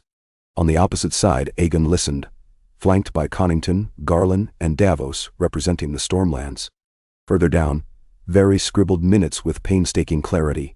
Across from him Tyrion clutched wine but drank less than he spilled on accident. Then came the voices, a cobbler who'd lost his shop roof, a Lysine healer demanding quarantine for plague survivors, a Dothraki rider haltingly pledging 1,000 erics to rebuild the docks, a septon reciting names of victims too charred to identify. Each spoke without interruption. Each sat to murmurs of grief or nods of agreement. Grey Worm announced that all surviving gold cloaks would be folded into a new city watch, commanded by a council of mixed houses, under an unsullied captain. No single lord would ever again hold power to turn the watch into personal army. Gendry offered Storm's End's granaries at half-tithe for 3 winters. Sansa promised lumber from the Wolfswood under the condition that replanting begin immediately after harvest. Garland pledged Tyrell gold to buy seeds for every burned allotment, and quietly asked that in return, the Highgarden archives receive copies of any scrolls salvaged from the Citadel's scriptorium. No one objected. When the last petitioner, a smiling midwife whose husband still coughed up soot, finished her plea for new wells, silence held the room. The green candle guttered. Outside, dragons stirred, restless at dusk. Overhead, the vault's fresco of the Seven cracked further, a line of plaster dust drifting like snow onto the floor. Aegon rose first. "We stand amid rubble and call ourselves lords," he said.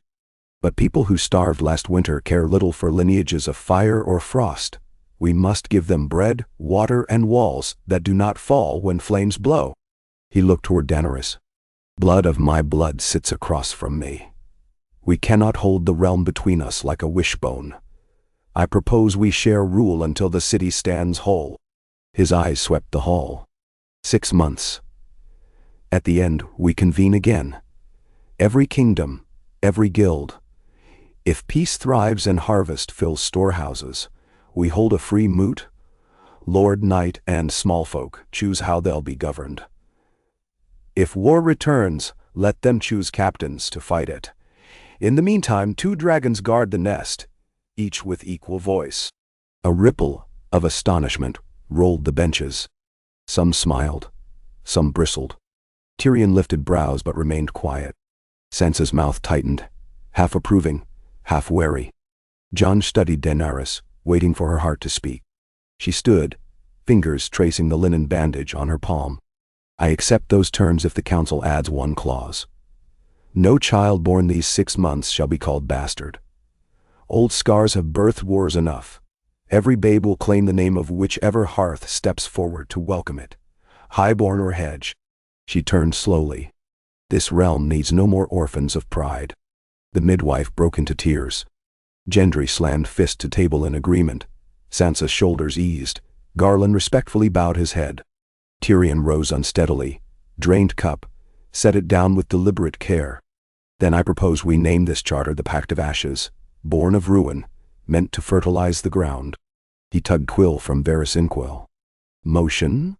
Varys nodded, already adding flowing Valyrian calligraphy of the preamble. Jon signed first. Just Jon, no claim. Aegon, next. Daenerys followed, ink blotting where her hand trembled. Sansa, Garland, Gendry, Grey Worm in his unsullied script, Davos with salt-calloused flourish, Mage Mormont's bare paw scrawl, the Lysine healer with precise loops. One by one, benches emptied until candlelight glinted on a scroll heavy with names, none crowned, all weighted equal on the parchment. The candle guttered a final sputter and died. No one relit it. That night Daenerys climbed the scorched marble steps to the Queen's terrace above the gardens of the keep, a place where once kings' bells had danced under lanterns. Now only cinders remained, but stars glittered bright, and the air smelled of sea, with no hint of smoke. Jon found her leaning on the parapet. Hands spread like gull wings across the stone. "You should rest," he murmured. "I dare not," she answered, voice small, "in case the dream fades when I close my eyes." "It won't." He brushed ash from her shoulder. "You dreamed it awake." She turned, forehead nearly touching his. She could feel the night's cool draw sweat from his skin. "Does it frighten you?" she asked. "A realm without a throne? It frightens me less than one without hope." He paused, struggling to voice more, then managed. "I once said the world didn't need more monarchs. I still believe that. But it needs guardians. And some guardians wield fire. Them."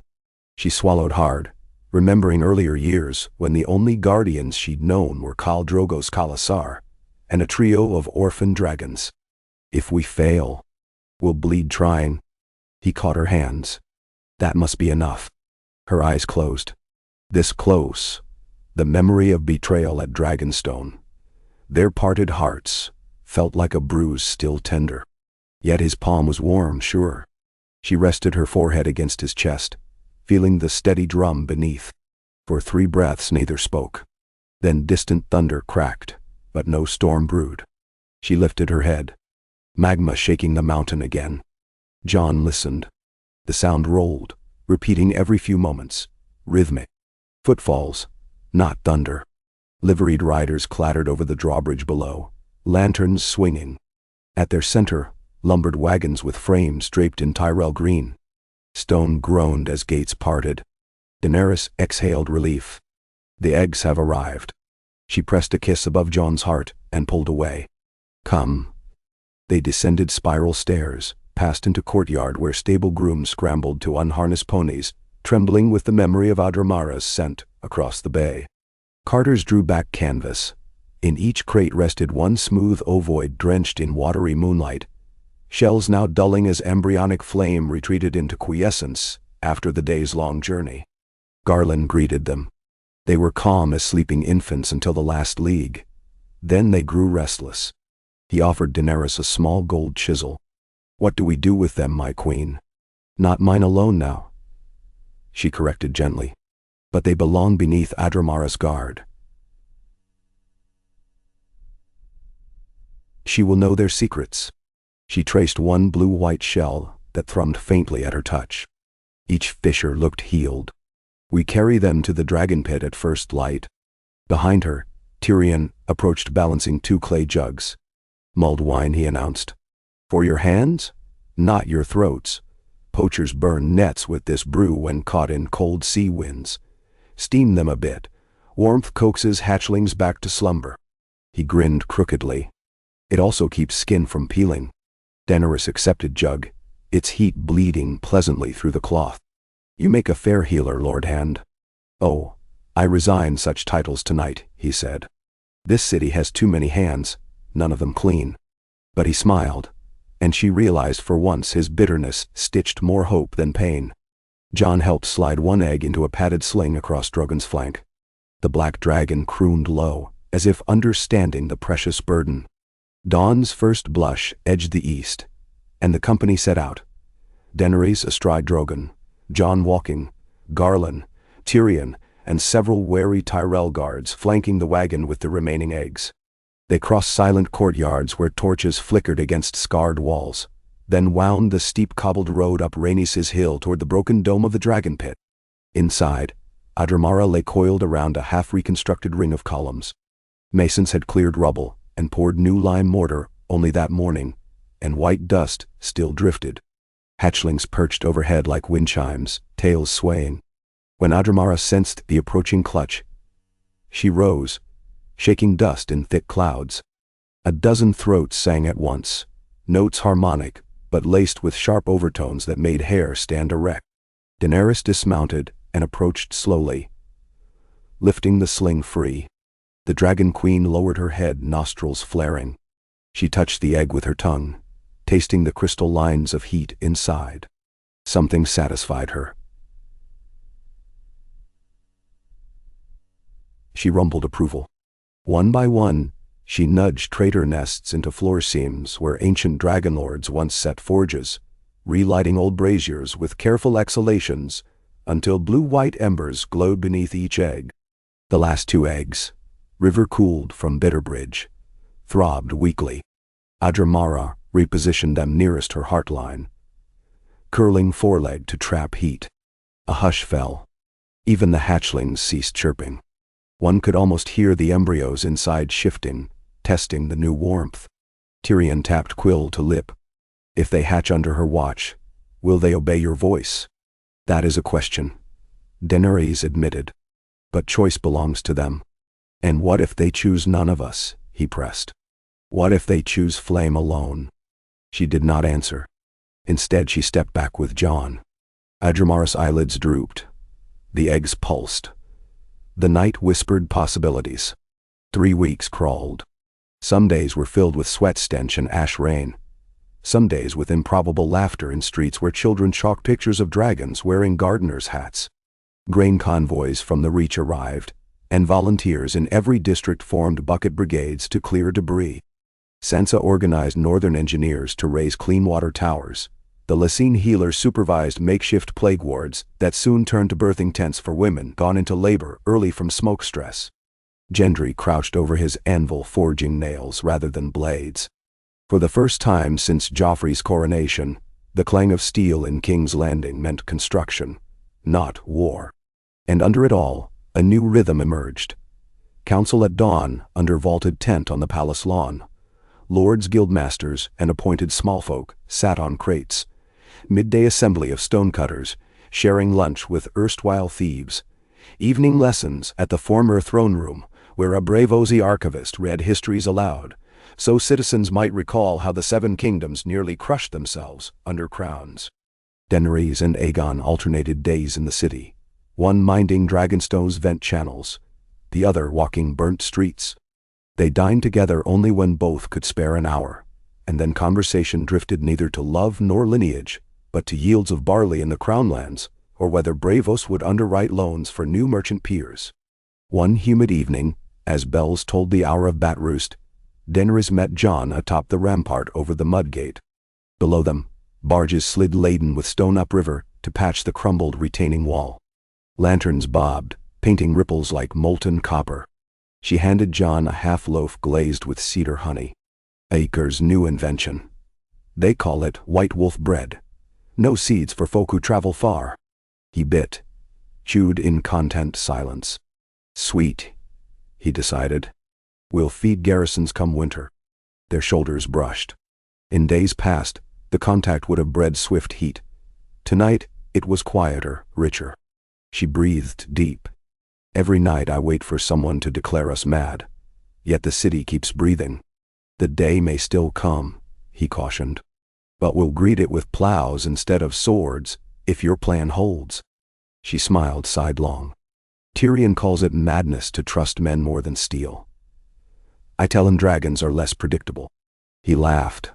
Rusty. Real. Then sobered. About dragons. Varys heard rumblings from Volantis. The Triarchs send envoys to secure protections against aerial siege. If we cannot promise them restraint, they'll hire cell sails to hunt eggs at sea. Let them, she said, though cold prickled her nape. We'll answer with trade, not talons. Gold flows faster than fear if offered honestly. Jon leaned on parapet, surveying the quiet city scarred and rebuilding. You sound more hopeful than when I first met you among these stones. Hope?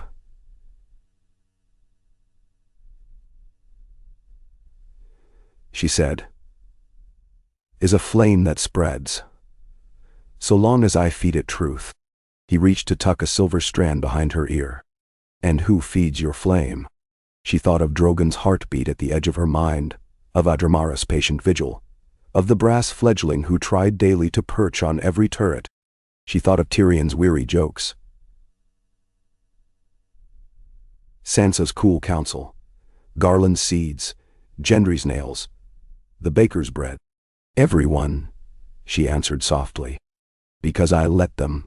Before he could speak more, another tremor rippled, far gentler than the quake that nearly sundered Dragonstone. Yet every hair on her arms stood. She pivoted east.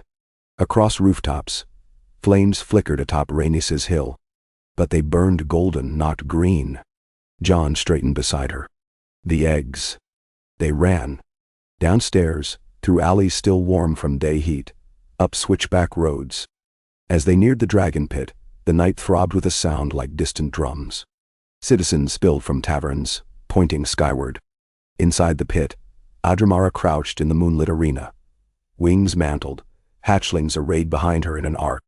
In front lay the 5 rescued eggs, glowing from within like lanterns of pearl. Each shell pulsed, each crack widened. The air tasted of cedar smoke and cinnamon. Daenerys pushed through ranks of unsullied and Tyrell spearmen, stepped onto the sandy floor. Adramara's golden eyes fixed on her. The queen dragon lowered her head, parting hatchlings to grant a path. Daenerys advanced until heat shimmered around her like summer desert. A sound like shattering porcelain chorused.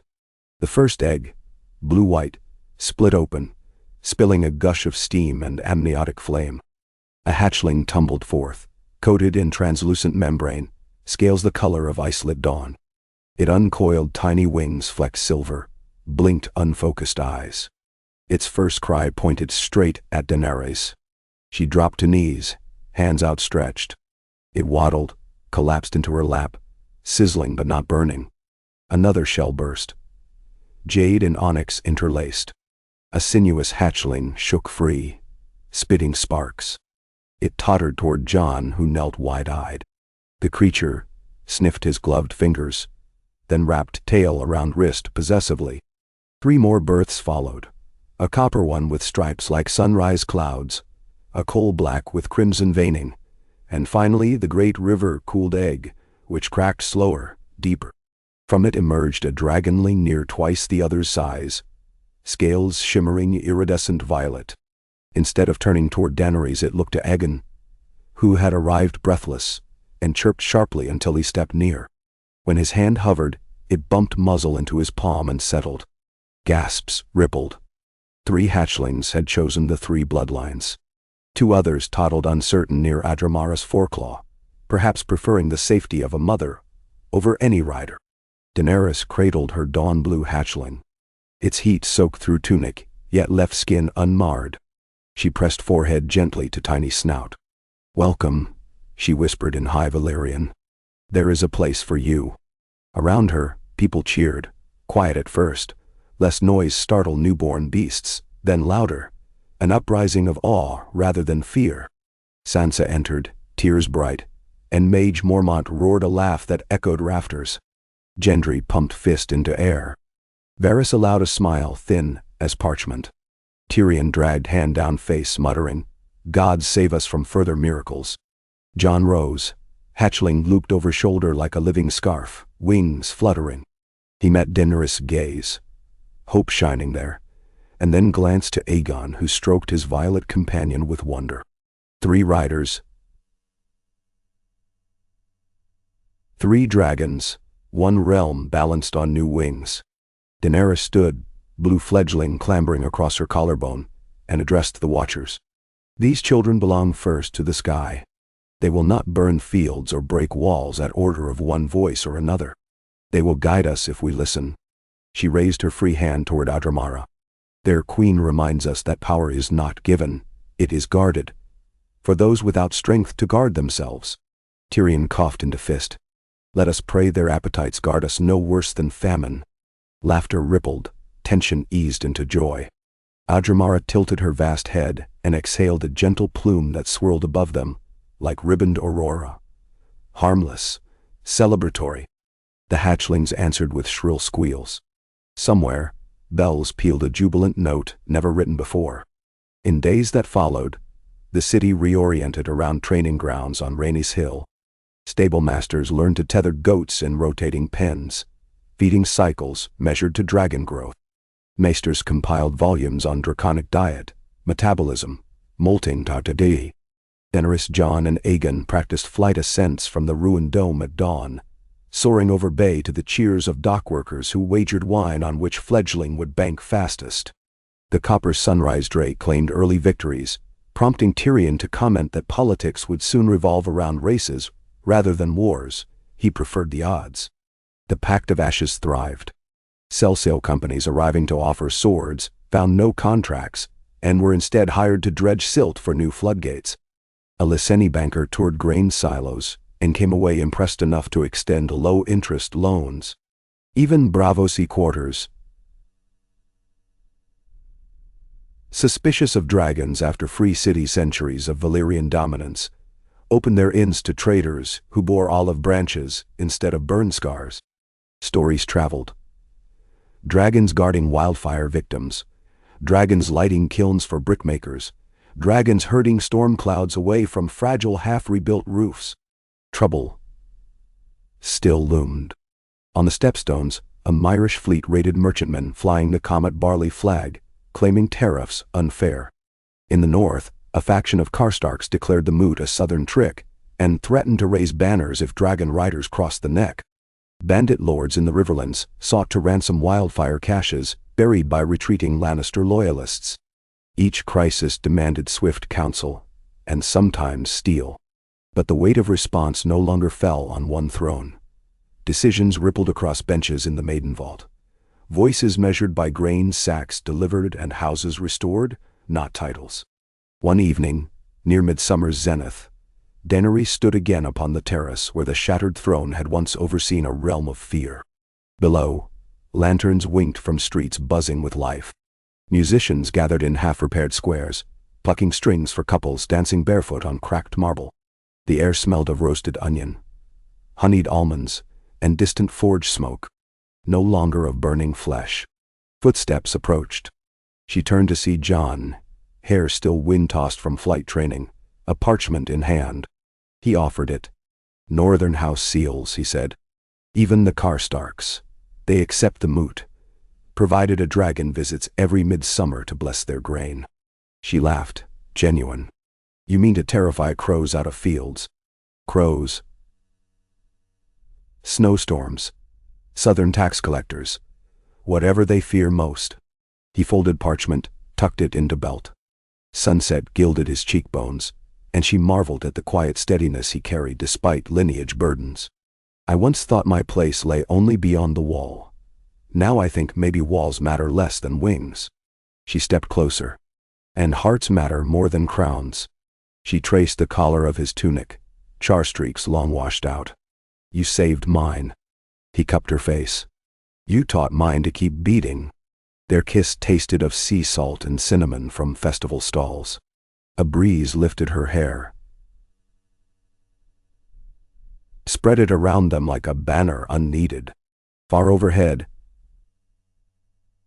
her dawn-blue dragon circled with Jon's pale-green partner, weaving loops as if echoing their rider's dance. Moments later they parted, breathing soft, and together watched Aegon swoop low over the bay atop his violet drake. Trailing a sparkling cascade of water the dragon had playfully scooped with open maw. Dockworkers cheered. A fleet of red wine galleys dipped oars in salute. Stars winked on behind them, indifferent, but perhaps intrigued. Daenerys exhaled into that gentle dark. "We are fumbling creatures," she whispered. "But tonight, the realm feels possible." Jon slid an arm around her waist. "Let's hold it steady," he murmured. "One heartbeat, one wingbeat at a time." And so they stood, dragon riders without a throne, guardians of a pact written in ash and sealed by hope. Around them the seven kingdoms pulsed, bruised, mending, defiantly alive. Above, 5 young dragons traced constellations no maester had yet charted, illuminating the night with streaks of silver flame that promised a dawn forged, not in conquest but in care. The world did not end. It began again.